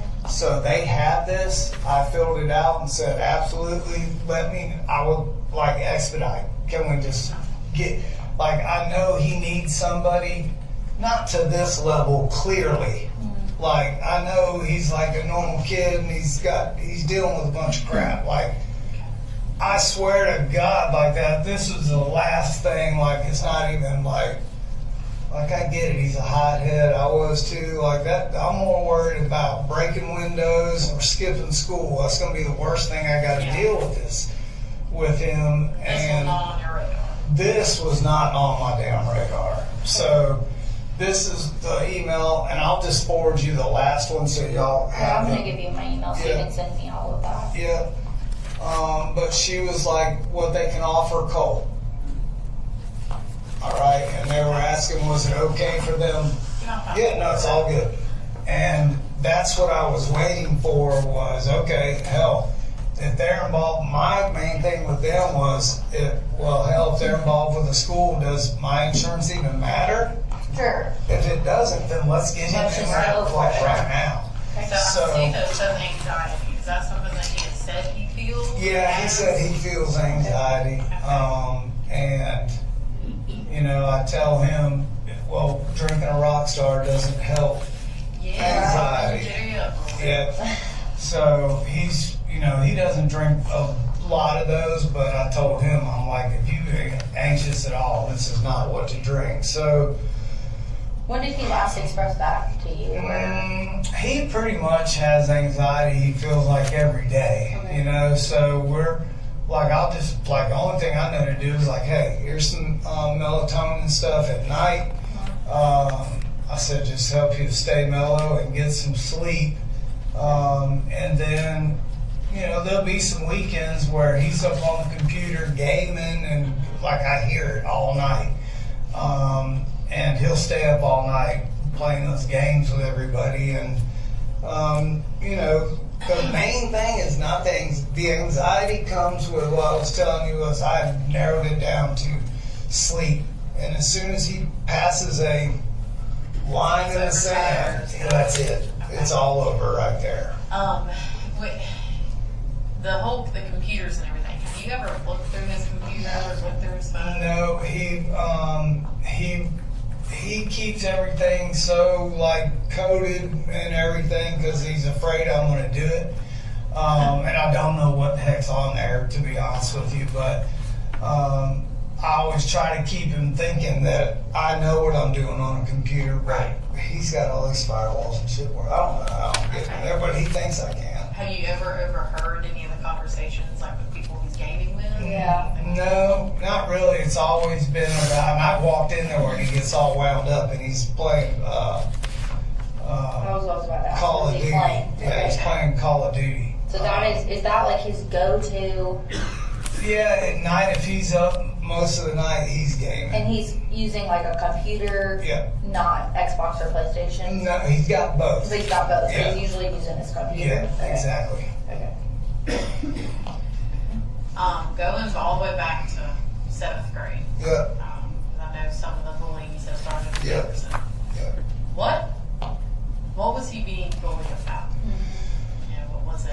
Looks? Was it attitudes? Yeah, no, he's more of he is just kind of like he's real quiet. Like he won't go out of his way to talk or introduce himself or anything like that. And it started with a group of people in middle school that there was a kid, there were 2 guys and 3 girls, and he would sit at the end of the lunch table and just by himself basically. And one of the kids would come by and it's okay, and it started with them flicking him in the ear. Okay. And that's the first time I went up to the school. I was like, okay, Yeah. we're not just yik-yakking now. I know it's just a flick in the ear, but you know they made contact with him, and I don't want to make sure we're doing the right thing here. And you got people on this, and it just kind of kept going on all year. And I said, listen, can we? Like the 3rd or 4th time I went to Jefferson, I'm like, can we like have him just show up for school? And like, I know this is terrible, but I was in ISI in high school a lot because I'm the only boy of 4 sisters. So. Gosh, okay. So Shut up, Sid. my No need for explaining. Yep, I got it. So that was just something to where he didn't and has never really been around a lot of bullying, obviously. And I don't know if he knew how to respond. I just told him, do not touch anybody else. Yeah. Like they're touching you, but 2 wrongs don't make a right. Right. So we kind of back and forth about that, and it was clear by the end of the year that when he came home, he was like, listen, I'm good. I'm 7th grade over. He's like, I don't want to go back to that school. I'm like, okay, well, where do you want to live? It's just us now. He said, I want to get as close to Statham so I know where we're at. I'm like, okay, so that's how we ended up here. And this was before the Littles came back up here, right? Yes. Okay. Yeah. And going into his room a little bit. I know you said that you knew where his guitars were. Mm-hmm. Knock yourself out. You knew where he kept that rifle in his room. Yep. Okay. Have you ever been in his room further than just sticking your head in? Oh, yeah. I'll go in there and sit on the bed and talk to him about whatever we're talking about. Bring him dinner, I cook dinner every night, bring him in there if he's in the middle of something, So yeah, I'm in there quite a bit. Okay. Did you ever see anything in his room that concerned you? I mean, no, and I'm on like full alert for it just because of what's going on, and I'm the rift between him and his mom. He's not going to school, so I'm like, I've been looking No for. Pictures, posters, No. notes, conversations, No, anything's left laying out. Nope, he had this weird poster on his wall of some guy with a red wig on. I'm like, who is that? And he was like, oh, I'm glad you just said that. Yeah, what did he say about that guy? So it wasn't that guy. It was the guy that was on his wall 2 days ago. And I walked in there, I'm like, where's the punk band dude? And I said, who's that? He goes, you don't know who that is? I'm like, no. I said, I don't know who it is, and why is he on your wall? He's like, oh, it's no big deal. I'm like, okay. So I let it go, finished dinner, like, hey, I'm gonna go take a shower, and then me and Boo Boo gonna watch a movie. And I said, where'd that picture go? And he said, oh, I took it down. I said, well, who was he? He goes, you really don't know who that was? I'm like, I'm asking who it is. He goes, oh, that's one of the guys that did that last school shooting. Okay. Okay, and that was maybe 2 or 3 days ago when I saw that 2 or 3 picture. days ago? Yep. What did he say why he had that? Or what is No, it? he didn't say anything other than like I had no idea what that. It didn't look like something's wrong with that kid. Yeah. You know what I mean? Like I just What kind of couldn't picture tell. was it? So it was like a magazine headshot of a brown-haired like teenager, like late teens, and he had glasses. And he put that the same place that he had previously had. He like That rock star thing. redheaded Yeah. poster. And now that you just said that, I didn't even think about looking in there for that. But somebody said something about a warrant, so I guess y'all going in the house anyway. So. Yeah. I mean, I hope you understand why. Well, You gotta go yeah. And my little sister is a retired lieutenant out in Las Vegas, so Well, then you're familiar with what we're doing. I know exactly what y'all are doing, and like I'm just pissed. What about a firearm in a silver toolbox or a pelican case? Is any of that familiar to you? Yeah. What did you say? A firearm that was in a silver toolbox or a pelican case in your truck. You familiar with that? No, I don't have a Pelican case. Okay. What about, you have a toolbox on that truck? I didn't even see. No. Okay. So, this morning, no, I'm sorry. No, what was that? Because I'm like, that's the kind of stuff right there. So, I was even in the room as you and can heard see, that. there's like 100 people just here at the school. There's stuff getting thrown all around. So, Yeah, and then I I'm saw not sure what this even the is. state trooper is like ripped out of here, and I'm like, Well, so this is what I want to tell you. And if you have more questions, I don't want to get you sidetracked. Yeah. Finish your questions. Okay. I'll give him a spiel later. Yeah. okay. Sorry. You're good. I'm going to give myself a star. Spiel later. So, no, I want to, because this is you saw the news. You know that there's some serious stuff that's happening. Yeah, And so we have got to get every detail and every bit of Yeah. information about him and his behavior and what Yeah. he's going through. yeah. When it comes to his mother, when is the last time they have spoken to each other? I guess over the weekend they were texting, Okay. and she's down in Fitzgerald with her mom. Does she have any sort of mental health issues? And I know the meth has come up, but is there anything? No, I mean, and that's really the whole deal for her. Is like it was such a shock for everybody. It's like this is like, degreed engineered, like we were married, like we were knocking down tons of money. Yeah. And obviously I didn't know what to do with it, clearly, but like drinking. So when all that happened, it's like, what the hell is Still going in shock. Yeah. Worse, I'm still shocked. The kids are still shocked from it. So, but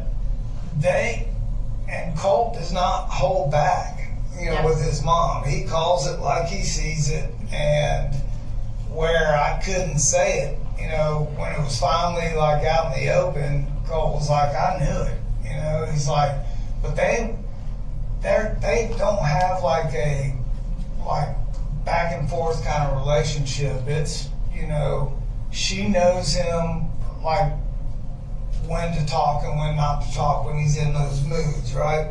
So he's frustrated with her, and she's doing better, and I'm trying to be the glue that holds his whole family together. And as bad as some of the choices that were made, I don't know if this is right or not, but I'm trying to just show her kids, like, look, she's doing the right thing. She's Well, you're not, you know, if you tell a kid you can't do that, can't have that, Right. can't be around her, they're Yeah. gonna do the exact opposite. Yeah. So that's what I thought. That's why she's Get more- asking, like, what is their relationship like, I guess? You know, he's pissed about her and hanging us out to dry and running the roads with brother in the car. Like he's probably got more anxiety over her and wants to let it rip more than I do. Yeah. You know, Okay. because I can't allow my kids to see me lose it on their mom. There's no reason for me to say what I would have said 20 years ago, maybe. Yeah.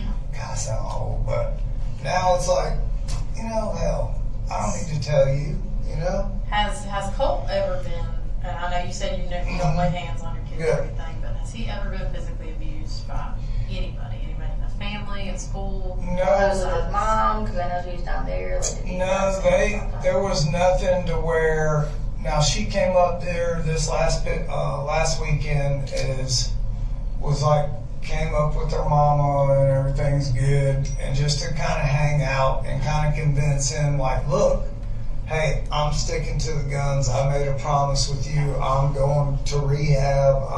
And you need to do the same thing. Okay. But when she She came, was familiar he was having issues. yeah. But what happened was she came up here, and I don't know what or why, because when I went to work, came home, she was just different. Like Friday, the last time she was up here, and I'm like, "What's wrong?" And she was like, "Oh, I just feel kind of crappy," and I'm like, "Okay." And so it's supposed to be a day or a weekend where she could hang out with her kids. She stayed in bed for 2 or 3 days, and that's something where trying to explain to her. I'm like, that's a trigger for the kids. Like, they're going back to originally how you were every day that they saw you while I'm at work. And I said, Colt, that's his trigger. Like, if you're sick, then you need to call your mama, or I'll take you and meet you back home. Like, they can't see you like this. So turns out she had a urinary tract infection and some kind of stomach bug. So I'm like, okay. So I told Colt, like, hey, she just laid here, but here's what was wrong with her. There was something actually going on. It wasn't. Yeah, I was like, he was like, yeah, but you never know. Like, he just has no trust in her. And I'm like, It's hard to build that trust back. it's very hard. And I'm like, she legit was sick, buddy. I'm just telling you. So I said, they're coming to get her. Her mom and dad are coming back up here. I'm going to work. And that was, I guess, the end of last week, maybe Friday. I need to think about it. But anyway, they had a falling out before school. And Colin and his mom. yeah. Okay. And he was texting me, and I'm like, what are y'all fighting about? And like, you need to be getting your shit together and going to school. Why are you arguing with your mom? It started early that morning. Then I didn't hear anything from anybody. At lunch, I called her and I said, hey, is everything okay? He make it to school. Like, this was his, first day back. And she was like, no.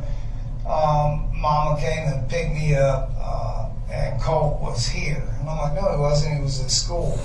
And she said, no, he was in his room. And when we came and started cleaning out all of my stuff, said he walked out of his room. Nobody knew he was there. I'm like, I have a text. He was at school. And she goes, no, he wasn't. So I called the school. They're like, no, he wasn't at school today. I'm like, okay. So I came in, I'm like, what in the hell is going on? He's like, Mama, I don't know what. I'm like, why'd you lie about going to school? He said, when her father tried to get him thrown in YDC down there, it was just ugly like mess. What was that about? Yeah, ever since I said I do, her dad is like, it's like the true shotgun wedding. Oh boy. Yeah. And so he's a 2-time Olympian pole vaulter, and like it's shitty because he's got a great heart, and he's put so many kids in school on full scholarships to teach them how to pole vault, but he has no people skills. Like he's terrible, Yeah. and like he doesn't even know his own kids. So that's when they were staying down there, and I'd come back up here to start work and try to get enough money so we could move back up here. All this riff stuff with them, and so when all that happened, the dad and Colt had a big falling out, and he was saying if he ever showed up back down there that the grandfather was like, we'll throw you in YDC, blah, blah, blah. So just a shitstorm. When they showed up to take her, it was just supposed to be her mom. And when they showed up to take her and bring her stuff, the dad was with her. Okay. And so that was bad, but not as worse as me going arguing like Colt is at school and then him calling me and going, I'm sorry, I didn't go to school. Yeah. Like, so you just played right into their hands. Now it looks like I don't know what the hell's going on. Yeah. Makes it look like you're not aware of where your kids are. And I'm like, Yeah. well, you know, so like and it's such a fine line I have to walk with him when I'm saying that, because I'm trying to build him back up. I'm like, hey, we can push through this, and Mama does all, like, it's fine. I just don't try to just beat them down, whether they're wrong, or just like, hey, let's learn from this, build them back up, and just keep trying to be positive. But that was the last time they were like face to face, and I was at work, and they took her. I think it was last Thursday, but they'll know because they've got the absentee thing at school. So Now, was that around the same time as the hair dyeing? no, it was probably the week after. You know? Okay. Yeah, Okay. the week after. No, the hair dyeing kind of blew over, and everybody was like, okay, well, then thought it was cool, except for me, but I didn't say nothing. You had mentioned, I'm sorry, I've been talking about, you had mentioned, like, Colt's mom, alcohol and drugs and stuff. Is there any reason you would suspect or have noticed or thought that when she has been up here, since she's been up here recently, could she have been supplying him with either of those? No, I don't. And No? even if it was even remotely a possibility for it to be in that house, like this is why I'm just stunned, is because Colt would have the DEA put a helicopter in that front yard Okay. and help them find it. Okay. So Like he's that's- just, because of the mom, he's Yep. so against, Nope. because he saw what Yep, I did. Okay. Yep. Okay. Like 100%. Okay. Okay, totally. Do you keep any alcohol in the house or anything? No, I hate alcohol so bad. Like Yeah. I can't even. No, there's no alcohol in that house. All right, well, focusing on specifically today, this morning, and the events of today. Sure. This firearm, you said that he got the rifle at Christmas. Is that right? Yep. Okay. And then something kind of not broke with it, but something got jammed. So Yeah. So the original rifle that we went deer hunting with killed the deer, but it jammed. That was the Bushmaster. That was the Bushmaster. okay. So then you got a new one at Christmas. Yep. So I took it back to Mike's gun room. That's the only place we go. And I was like, hey. He's like, damn. I'm really sorry. He even told Cole, he's like, I'm sorry, pick one out. Okay. I was like, don't pick one out. Like, Yeah. I just wanted to show Mike, hey, can you fix this? And I'm like, all right. I was like, Coach, you can wait in the truck. I just wanted to see. And I told Mike then, I was like, look, I said, I don't want this one. I said, it's kind of dangerous, and he's freaked out by it. I said, but when I come back for Christmas, I said, let's just get him one. I don't need top of the line. I just need something that we can throw down in the mud and go coyote hunting, and he doesn't have to worry about anything jamming. He was like, okay. So that's what we ended up with. So, like, he is, like, I'm just shocked because he is very gun conscious, safety, and like he gets it. I was going to go to the next question. I'm assuming if you're going to like a range, Sure. he knows firearms. Oh yeah, He knows. yeah. Like he took the test at the range pass place. You know, I'm like, he's like, you have to take it. I'm like, I know. You're shooting too. You take it. Yeah. So I made him take it with us, and Jenny went the last time and watched us do all of that. So there's safety measures, glasses, ear protection. Like they do it how it should be done. And we have not physically gone out shooting outside of that, like at a range in a not controlled environment yet. We haven't done that yet. So the goal. Well, we went deer Besides hunting. hunting. Yeah, that was the one. Like, I literally bought him that rifle like a couple of days before we went deer hunting. So Okay. that's the extent of that. As far as you mentioned that, like, how could he walk on a bus with a long rifle? Yep. You know, is this a firearm? I know, like our Daniel defense rifle is what we carry. You know, we can basically take them apart into two pieces and break them down. Is he Yeah. familiar with how to do things like that? I mean, No, he actually was asking me the last time we went, and I was unsure with that SIG how to break it all down. I said, so the only thing that I do, I said, we only shot like 50 to 75 rounds that day. I said, all I do is I don't break anything apart because I'm not sure how it all goes back together. So I said, I lock the bolt back. I said, and I take the wire brush that comes with that caliber, taught him how to, clean it. I said, I clean the barrel. I wipe down anything that we were holding a lot of, wipe down the barrel, and then spray it with Remy oil just to keep the rust off of it. That's the extent of his knowledge as far as breaking down a weapon. He couldn't. Like, if we told him to do it, he couldn't do it. And that I'm aware of. I never taught him to do it because I have no idea. Yeah, that's what Yeah. and I think that's a good question to have, like how did he get on the bus? Does he carry a backpack? He does. Yeah, it's a Jan Sport backpack. We just bought the same one that he wanted for his little, I'm just telling you, man, like, his little sister, man, idolizes him even when he is just being a total ass. Like, your sister thinks you hung the moon, dude. Like, come on. And I'm just sitting here like, what the hell am I going to tell her?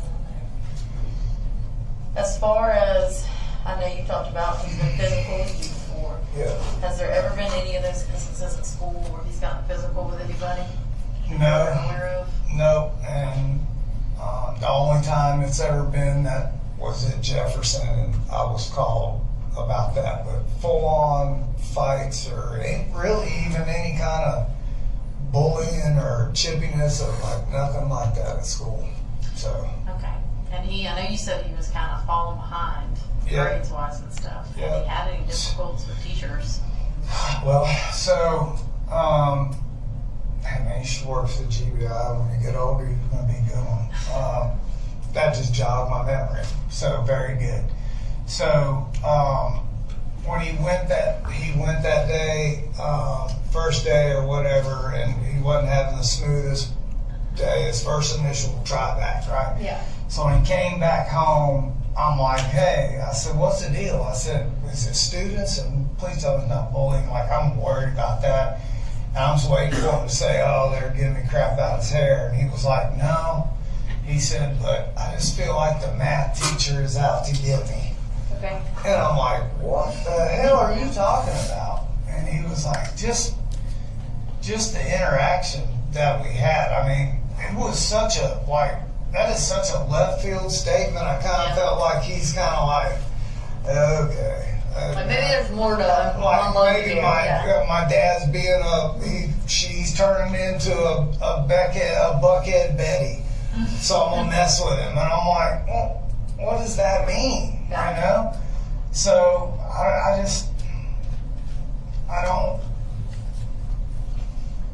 Take your time. just don't know where and what the hell happened. I don't want to tap your shoulders. I don't want to. It's okay. No, it's okay. Okay. It's all right. Like so many people that I'm like, don't touch him. He really doesn't want to be talking. No, it's all good. I just, man, I got, you know, like I have to have all the answers here in a very short amount of time. I know. It's an unreal scenario we're And all in right now. my especially little you. boy, little Colin Jr. is about to step off that bus. Okay. In like Yeah, we're about to wrap up. 4 minutes, and he's gonna want to know what the hell everybody's doing Yeah. here. Okay. Well, we'll probably be talking to you again at some point. We need numbers, cards. Yes, so You let need me, anything from me? if you can forward me, We'll meet. We'll go through whatever we have to until everybody's got everything that they need from me. Kelsey, do you want to put your stuff on the back of this card? yeah, I'm out, because The I other got thing another case this weekend. is I don't know. I'm gonna try to get this out. I don't know I'm treated, what all has happened, but man, if he is responsible for anything, so that's the spiel I want to give you. First, I want to tell you, this is not your fault. And you're gonna, in the coming weeks, you're going to see things, you're gonna hear things, people are gonna say things, and they're not gonna be kind. And me telling you this is not gonna mean anything, but I need you to just hear me say this to you as someone that has never spoken to you before. You sound like a great dad. apparently I'm not, but listen, you have to listen to me. When things like this happen, you can't blame yourself. You have to be what you've been doing all along, which sounds like a great father figure and doing the best you can. And honestly, you sound like a great dad. I mean, you have really been doing some incredible work in all your kids' lives and holding it together in situations that are apparently unbearably not. difficult. Something happened I never even could imagine this But here's the happening. thing. You are doing all the steps. We'll come around and switch. You come around. You were doing all the steps. So you need to hear that from me. You see the things you're going to see, and when you hear, she's going to open the door. We'll get on this side. Okay. You have to understand that you have to keep being this dad, the dad that you just described, because your kids are going to need you to be that and keep being that, okay? 2, the GBI is handling this, and we are available to talk, answer questions when we can answer questions. Yeah. But also, if you hit a wall one day and you're like, no, I can't do this anymore, I need you to know you gotta call us, okay? Because we have resources, and you're gonna need resources. Because you just are. You're going to get to a point where you're like, you know what? I'm there. This is, I know, and you're going to be, and it may be today that we just need to go in and start working on that, but at the same time, this is going to be big. When it does come out, when we can tell you all the information, it's going to be hard, okay? I am sorry that I cannot sit here and give you all the details right now as a parent, because I can only imagine, I am a new parent, I can only imagine what you have going through your head right now. I am going to try to find out, okay? I just sent a text.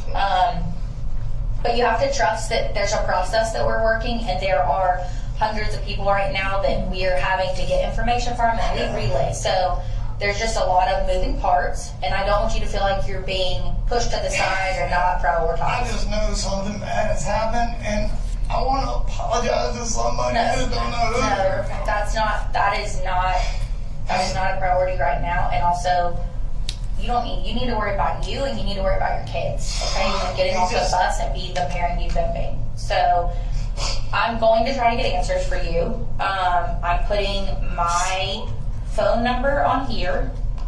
I'm putting that's my cell number. Okay. And then my email is on here. Amelia's information is on the other side. Okay. The case agent, I'm going to write his name on here for you. Okay. That's going to be Nick Johnson. I know y'all busy. I'll try not to bother you. No. You are part of our busy, and you're going to be a priority because your family they are the priority, to be completely honest with you. They are the most important thing. So, you call that. You know that obviously Yeah. something bad has happened, or else we would not. Yep. But something has also bad happened to you and your family. Yeah. So, Yeah. situation. Yeah. We are completely sympathetic and understand that. Yeah. So you're not ostracized from us. You're not going to be shut down from us after this, okay? You're also not just I'm afraid of a family, okay? Like, this is, we at the GBI, like, it's not just words, like, we want to make sure that there's a two-way path here of communication, and I want you to understand that. I'm scared for Jenny to go back to school. I know you are. Why? And to be completely honest, those are going to be decisions that have to be made today when we can brief you on more. Okay. But we're going to be here to help guide you through that. Okay. All of our supervisors are here. We're going to have them come out here eventually. Right now they're kind of managing the floods. But you're going to meet them. You're going to have point of contact. The case agent, I'm sure, eventually, it may not be today because he's got a lot he's managing, is going to come make contact with you or make contact with you via phone. What's going to happen now is, yes, you are correct. So a warrant has been gotten for your house. They are going to do a warrant. I will tell you, when we do search warrants of residences, we are probably going to make a mess, but we are going to try very hard to get that house back into an order when we are done. We do not like to leave you in shambles because you don't need another thing to worry about. I can't promise. Well, Sunday was laundry day, so everything's folded on the couch. We're gonna do a lot of digging in there, and it's gonna take us a while. That being said, while that is going on, because it is going to take a long time, I want you as a dad to just do dad, okay? Do dad for your kids. Find out where y'all can go hang out, Yes. okay? That's what I need you to do. I am gonna turn my recorder off, but after we're done with the interview, I need to get some just like logistic data from you, okay? That's fine. So I'm gonna turn this off and it's exactly 3 o'clock on the dot.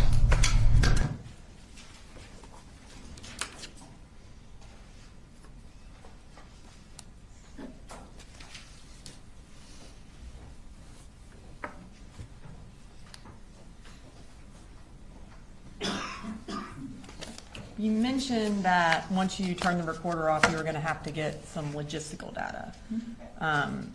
What did you end up doing?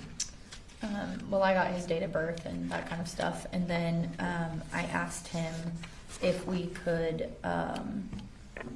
take his cell phone and download it. We were gonna have it downloaded, and we completed a consent to search form at that time that he signed, agreeing to let me take that phone to have it downloaded. I'm going to show you what's marked as Exhibit 183. Do you recognize that? Yes, I do. What do you recognize that as? This is the waiver of constitutional rights to a search warrant of an electronic and or a cellular device. Okay.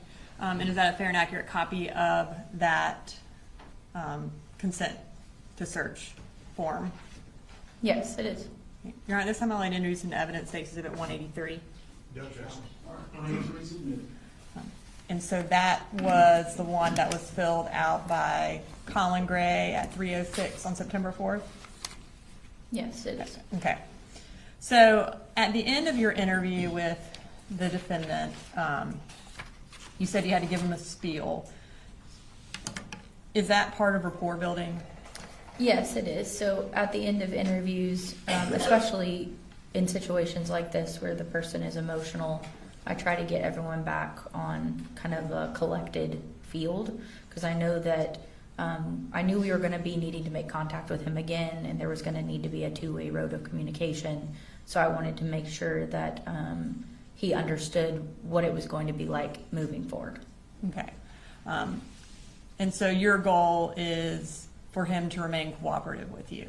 That's correct. Okay. And is that part of getting the consent to search form when you're talking to him, maintaining that rapport and maintaining that cooperation? Yes, it is. Okay. So at the beginning of the interview, and then obviously there was the part that you spoke to him after your recorder was turned off. I guess the beginning of the interview was a little muffled, so I want to go through some things from the interview to make sure we didn't miss anything. Sure. When the defendant was talking to you, did he mention that DFACS was involved with their family when they were down in Fitzgerald? Yes, he did. Specifically regarding the search for how to kill your dad? Yes, he did talk about that. Okay, I did not hear that in the interview. Let me see. I know that he mentioned that defects had been out to the house because he told me about him breaking a window, but he may not have mentioned talking about the specifics of how to kill your dad. Okay. And then, and I also wanted to see, did he mention anything about going to West Jackson Middle School? No, I don't think he did. He just mentioned that they were living in Jefferson. Okay.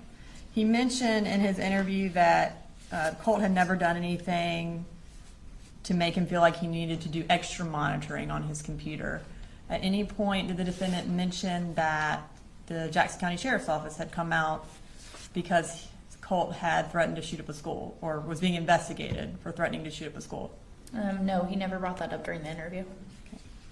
He also, during the interview, he talked about Marcy leaving and going back home after, I guess she had been up there for a few weeks. Did he at any point mention that the reason she left was because Colt and her got in a fight over the firearm or over his rifle? No, he did not mention why she had left or what Okay. the altercation was about. During the interview, it appeared somebody was chewing something. Can you tell us what that was? Yes, if I remember correctly, he had a cup of ice. Like he was drinking a cup of ice and he was chewing up his ice while we were Okay. doing Was the it a interview. QT cup? I do believe it was a QT cup. Okay. And when you first started talking to him, it was approximately how long after the shooting? Approximately 3.5 hours. Okay.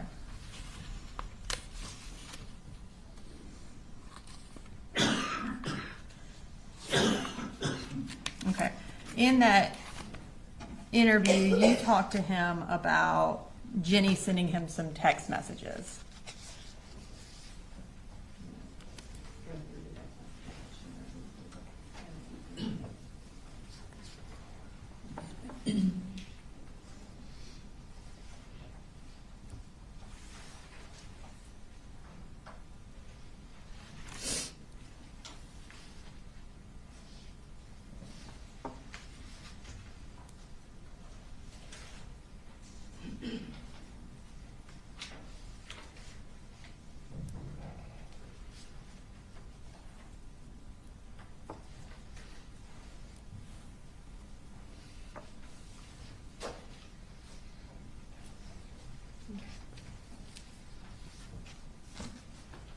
I am going to show you these. These are text messages that are from State Exhibit 156.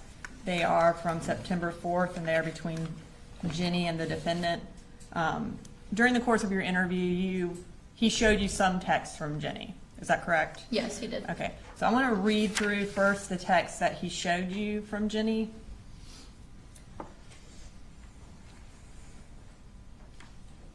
So we'll start there at the top text. I'm sorry. No, Judge, we're not objecting to the text messages. We would object to them going out to the jury, but that's a conversation for later. So Jenny sent the defendant a text message at 10:55, and can you just kind of read us through the text messages between Jenny and the defendant that he read to you? Yes. So she sent her dad a text that said, "I'm scared," and then he responded, "It's going to be okay." And then he said, "Who did you talk to, Mama or Mamu?" And Mamu is Deborah Polhamus, his mother-in-law. And she said, 3 people are dead at the high school. Jenny responded with that. And he said, "How do you know?" in all lowercase. And then when she didn't respond, he, a couple seconds later, sent in all caps, "How do you know?" And then in all caps, he responded, "People are saying," and TJRTR was an email. And then she sent back, "Please, I'm scared. I can't call you. I'm in a lockdown." And then he asked, "What is TJRTR?" And that's when she corrected and said "there." And he said, "Did you talk to Colt today?" And Jenny said, "Are you coming to the school?" And she sent that at 11:11 a.m. Yes, that was 11:11 a.m. And then at 11:11 he responded yes. And then the last text that he actually showed me was at 11:12, and she said thank you. Okay, and at this time I want to read the text that the defendant did not show you. So what is the next text that Jenny sent to the defendant? So the next text that she sent was, "They may not let us out of our lockdown thing when you arrive, but still stay." And that was at 11:15. And then at 11:15 he responded, "Well, I'm OTW," which means on the way. He says, "Have you heard from Colt?" And quite a while later, so at 12:17, she responded, "They said that the police will be escorting us in a few minutes." And then right after that, she sent IDK, which means I don't know where though. I assume the parking lot or the football field. And then she said, they also said the threat isn't in our building, so that's good. And Colin responded yes. And then she sent back, "I'm still kinda shaky though." And she says, "I'm chilling with my friends and they've been comforting." And that was at 12:19. And right after that at 12:19 still, he says, "Jenny, have you talked to your brother?" And she says, "No." And then she sends, "But I think we are thinking the same thing, and I don't want to talk about it over text." That was at 12:20. And then he, right after, responds, "Yep, 10-4, which means clear in law enforcement terms. He says, "I'll be here in just a few. Let me know when you're back in the building and when I can come get you." And she says, "All right," with a heart emoji. And what time was the 10-4 text and then the all right text? The 10-4 text that he sent her was at 12:20, and the all right text was also at 12:20. Okay. So all of these texts would have been sent and received by the defendant before you spoke to him. Is that That's correct. But he did not show you these. No, he did not. Okay. During the course of his interview, he also mentioned that when he received a text from Colt, the one about "No, I love you" and Jenny and Coley, that is when he got up and he left his job site. Does that sound accurate? Yes, he stated in his interview that he had received a couple of text messages in a row and got off the roof, is how he phrased it. Okay, I'm going to show you that text message, and will you read for the jury what time that text message was sent? Yes, I will.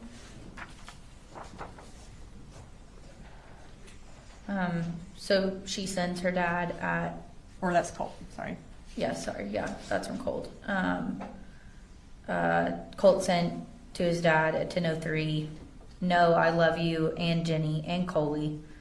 And then at 10:03, he also sends, "You're not to blame." And then Colt finally sends, but still at 10:03, "For any of it." So that was at 10:03 p.m. So based on your interview of the defendant, was your understanding that he had left the job site at 10:03? Yes, that's what he indicated, that he got those text messages and then got off the roof to leave. Okay.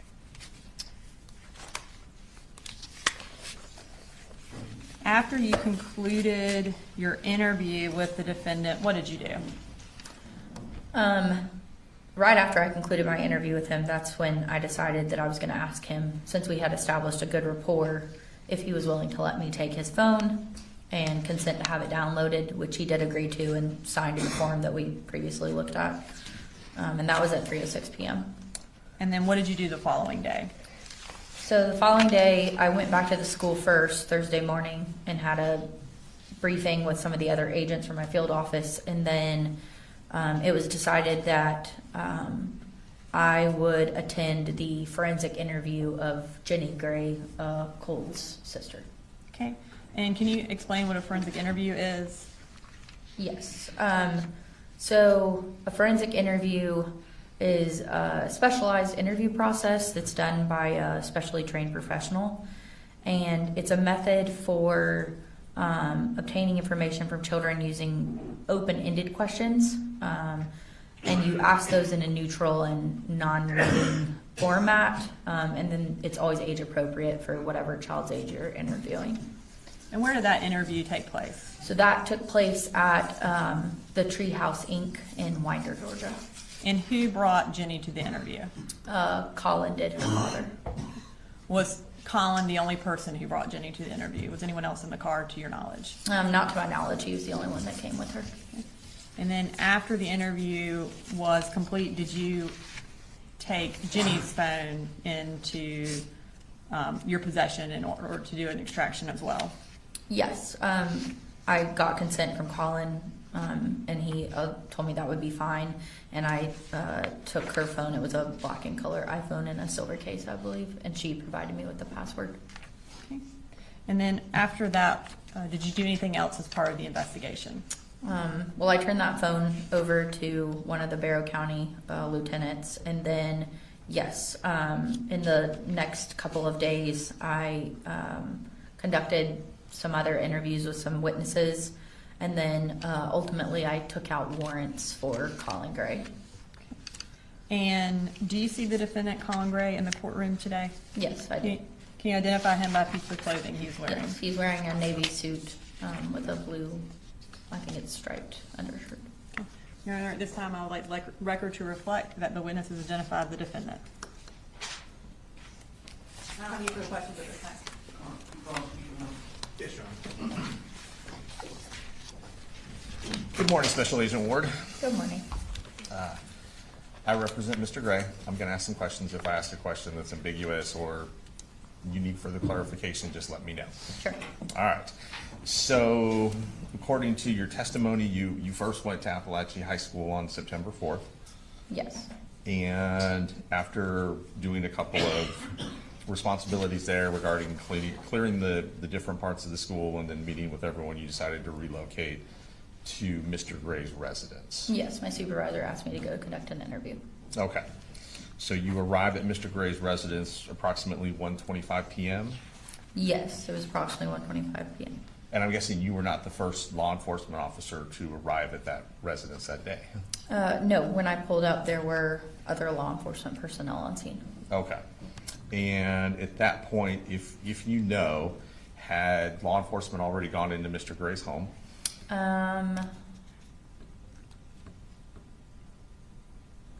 I was not aware of that at the time of starting his interview. All right, I'm just trying to figure out at what point you arrived.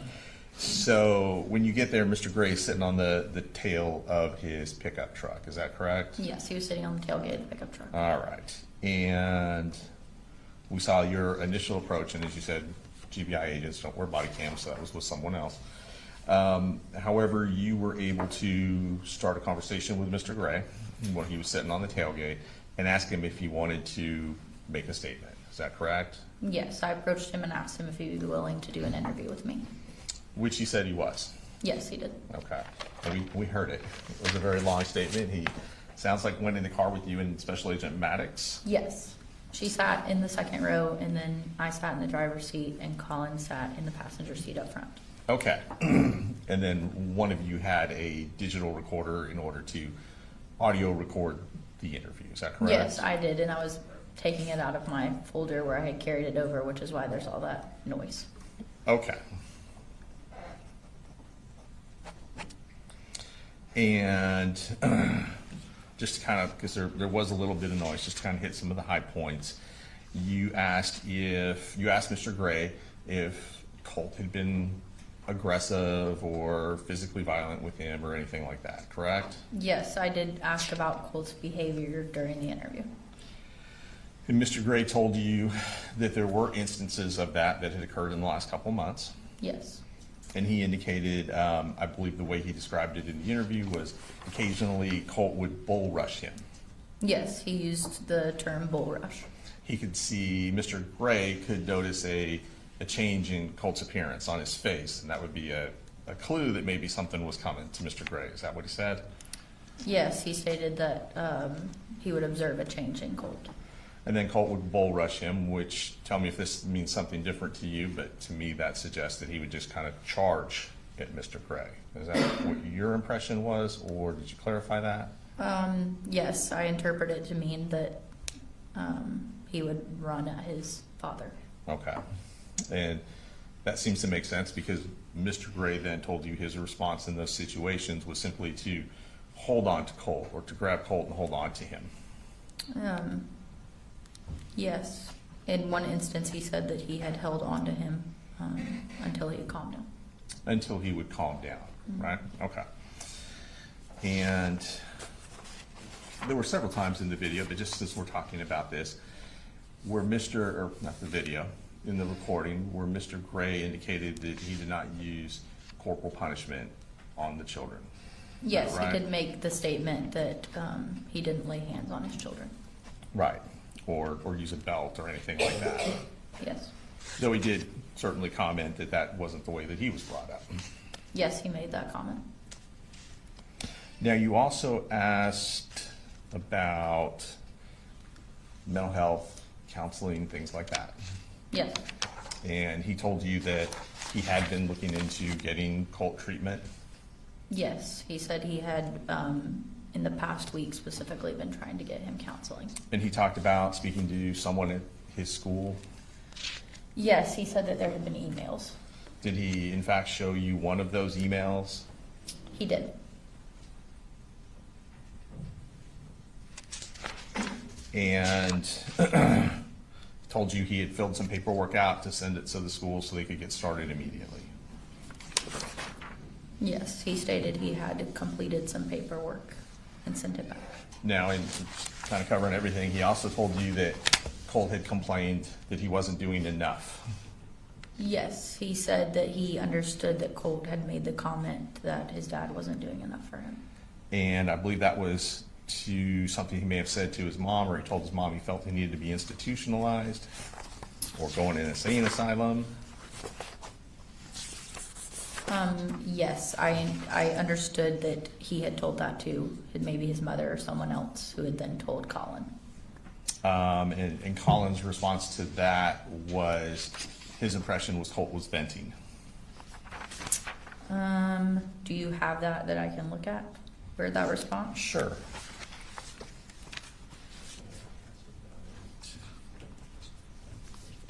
I know it's been quite some time. Page.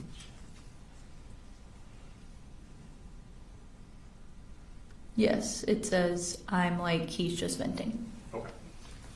And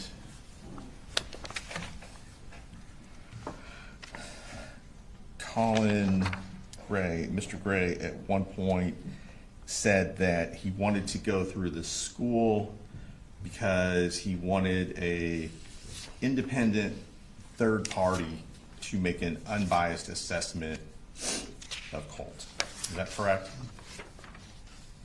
And if you need to refresh your recollection, let me know. I know it's been over a year. I have the transcript. I was just trying to find where exactly, I know we were discussing the Project Aware emails when yes, so he says, I asked him what the name of the counselor was at the school, and he didn't have it in front of him. He said he would check the email, and then he said that Project Aware was a third-party counseling, and I said that I understood that. And approximately, and maybe this will help depending on your transcript, about 21 minutes and 26 seconds into the interview, he says that his wife and his mother-in-law are somewhat involved in the counseling decisions as well. He said that he didn't want them to make those determinations, his wife or his mother-in-law, that he wanted somebody third party to do it. A third party that didn't know anybody in the family Yes, that's what he said. to make an unbiased assessment. Yeah, his exact words were to say, this is what we need to do. Okay. And he talked about being in communication with Colt during this time, whether it be in talking or sending text messages. When you say this time, what do you mean by that? Sure. Thank you for asking me to clarify. During the first couple of weeks of school, Yes, he had been in communication with his son who was living at his house. and he showed you a text message, for example, that said, it takes a lot of guts to do what you're doing, to go walking back into school after all this time. I said, you're doing this right, and I'm super proud of you. Do you recall him saying that during the Yes, interview? I'm looking at it in the transcript. Okay. Yes, he said that. Okay. And he gave you several examples during the course of your interview with him of his efforts to be positive with Colt. Is that fair to say? He mentioned multiple times that he had sent him what he called pep talks. Right. Even if there was something that he didn't like, Mr. Gray didn't like, such as the dye job on the hair, he told you he was still positive. Yes, he Told Colt told, it looked good. yeah, he told Colt that it looked good.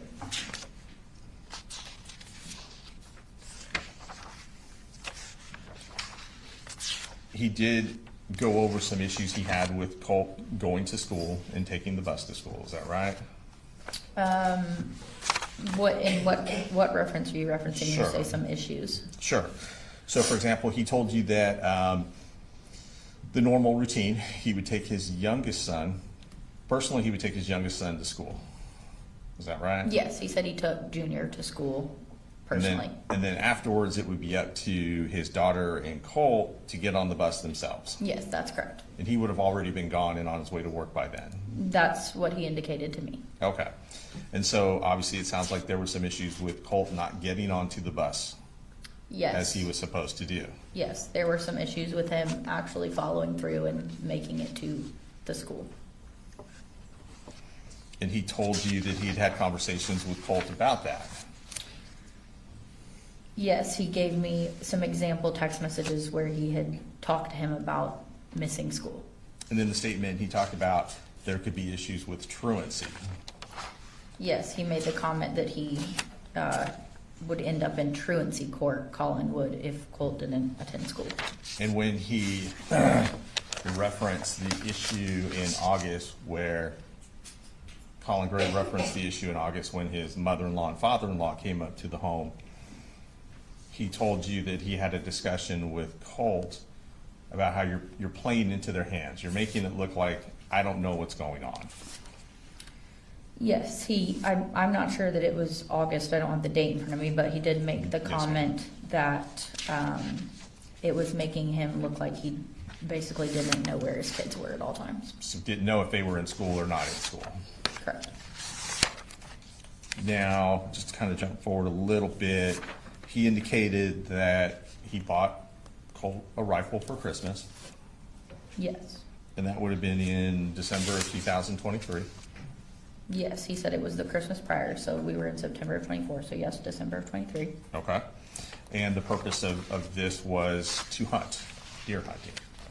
Yes, he indicated that it was for them to do bonding activities. Right. To go hunting. And also to go to the shooting range. Yes, he indicated that they had intended to go to the shooting range. Did he indicate that they had, and I'm about 29 minutes into the interview, did he indicate that they had actually gone to the shooting range a couple of times?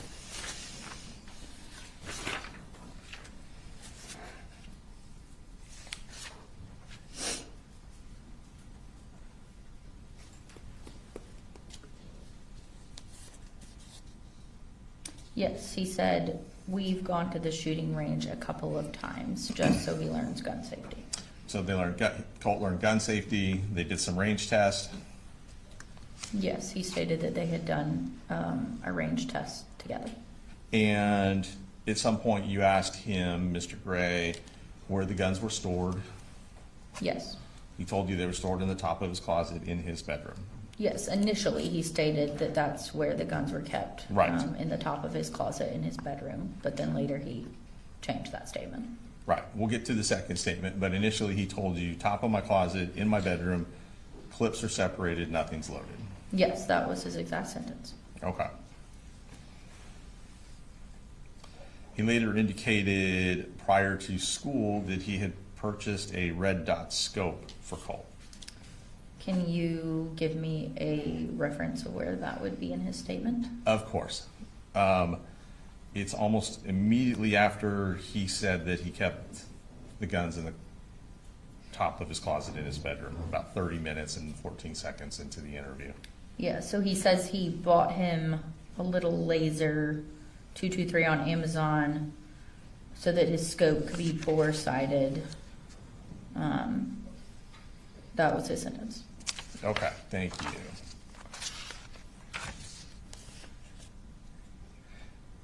Initially, he told you that ammo was stored in a in a box in the carport. Yes, it was in a box, he said, in the carport.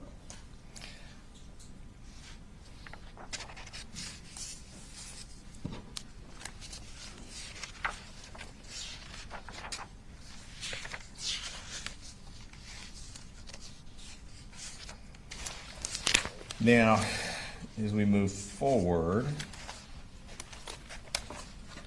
he discussed an issue that had come up with his wife, Marcy Gray. I'm going to go forward to about 34 minutes into the statement he gave to you, where he said that she had made a couple of threats. And it appears to be around 34 minutes and 10 seconds into the statement. That helps. Could I see it? Because I don't have 34 minutes right here. I have 33 to 35. Gotcha. And we're going to, right there.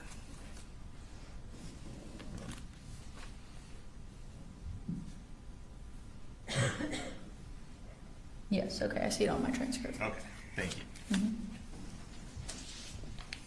Yes, she says that, he says she had made a couple of threats.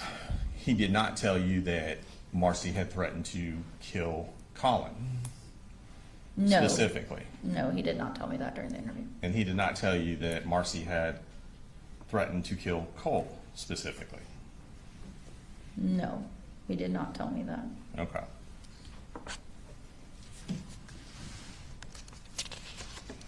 He just said we were all kind of worried because she wasn't in her right mind. Yes, that's what he said. And he said that Colt was upset about that whole incident. Yes, he said Colt was pissed about that. Okay.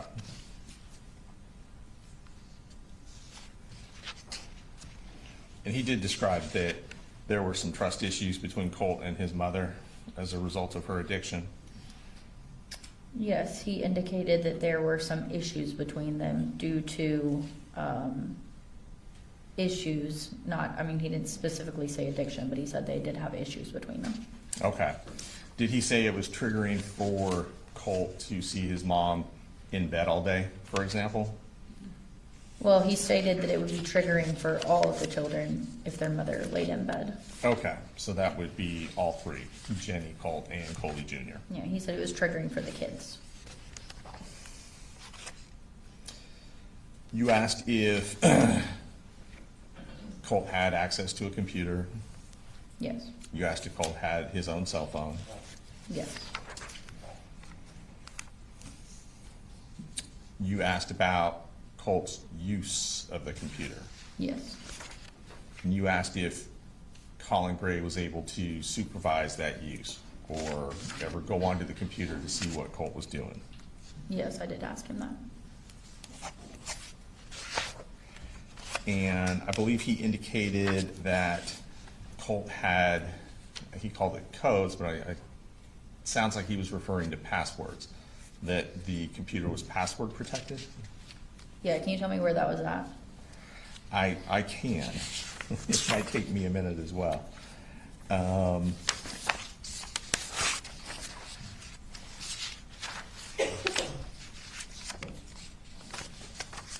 That's going to be a little further into the statement, just kind of kick back. Give me 1 second.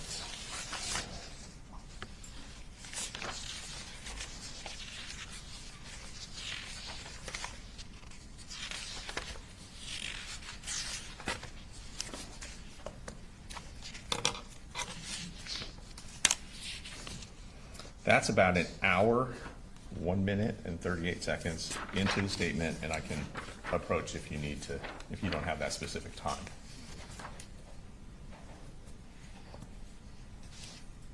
Okay, I found it. Okay.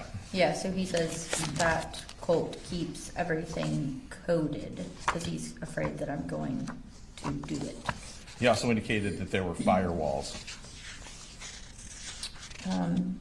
He indicated that it was coded, whatever he meant by Okay. that. And shortly after making that statement, did he indicate that he's got all these firewalls and shit where I don't know? Yes, he stated that sentence, firewalls and shit. And if you know for the jury, what is a firewall? I'm not a computer programmer, but it is a type of block you can put up on your computer Okay. in very layman's terms. That's fine, thank you.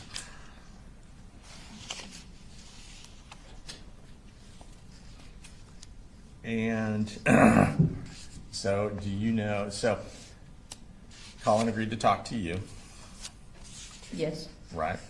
He agreed to allow you to take his phone, yes, and you had indicated you wanted to download the contents of the phone. yes, He allowed you to take Jenny's phone.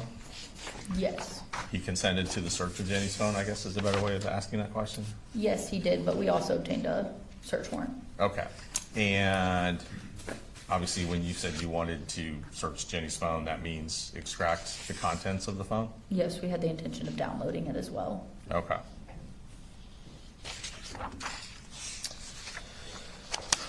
He talked about the text that Colt sent him on September 4th that morning. Yes, he showed me some of the text messages that they had had that morning. Okay. And he indicated to you that his first thoughts were that there had been some issue at the school with someone making fun of his hair, Yes, he stated at first that's what he thought. and that may have led to some type of a fist fight or putting hands on each other, I believe he referred to it as. Yeah, that's what he said he was speculating at the time. Right, okay.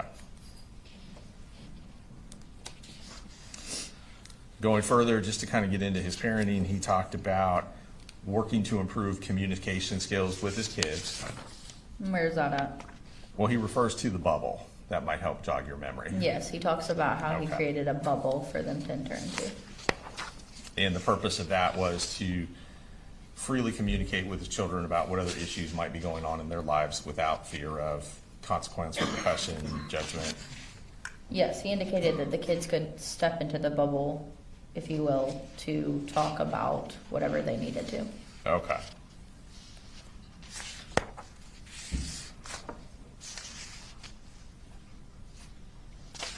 You asked him about pictures on the wall of Colt's bedroom. No, I asked him if he had seen any posters, pictures. I listed out a whole bunch Okay. of different things. And he mentioned that 2 days prior, there had been a picture on the wall. Is that correct? Yes, do you have a reference of where that was? I don't, but let me Okay. see if I know I what can you're talking about. find it. Okay. And just the important part of that was, Colin indicated to you that he did not know who the subject of the photograph was. Yes, he did not know who the subject of the photograph that Colt had put up where some kind of redheaded rocker had previously been on the wall was. Right. And the response that he got from Colt was more along the lines of, well, you don't know who that is? Yes. You don't know who that person is? That's what he asked him, yeah. Okay. And later on, it sounds like that same day or very shortly after, the photograph came off the wall, according to Colin. Yes, according to Colin, the next time he looked in there, the photograph had been taken down, or the picture. And that's when Colt told him who the person was, or what the significance of the person was. Yes. Okay.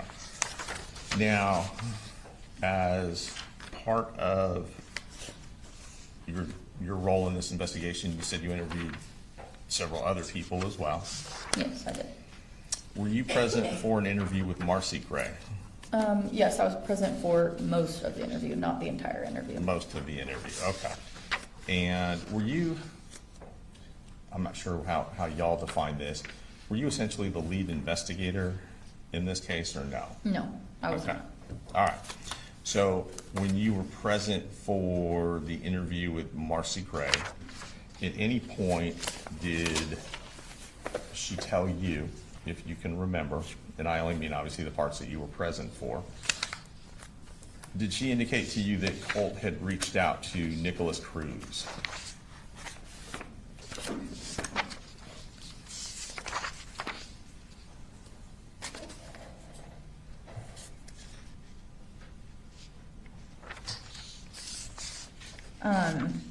She stated that he had referenced school shootings such as Right. Columbine and Sandy Hook, Right? and that he had an interest in school shooters. But without you showing me where she said that, I can't say if she specifically said Nicholas Cruz. I guess the question is, based on your memory and looking at the documents you're looking at, she never told you specifically that Colt had been either in contact with Nicholas Cruz or attempting to contact Nicholas Cruz. Without going all the way back through this transcript, I cannot answer if she Okay. specifically said the name Nicholas Cruz. Well, I guess the more important question is, did she mention to you that he was in communication with Nicholas Cruz at that time? At that time being the weekend prior to the shooting. Like I said, without me rereading this transcript, I can't answer whether or not she Okay. stated anything about Nicholas Cruz specifically, whether or not he had been in communication with him or. Well, then, or not. before you do that, let me ask you one more question, because it might help when you're going through the transcript. Did she indicate to you during your interview that you sat for with Marcy Gray, did she indicate that she had been searching on her phone, why do parents go to jail in school shootings, or topics of that nature?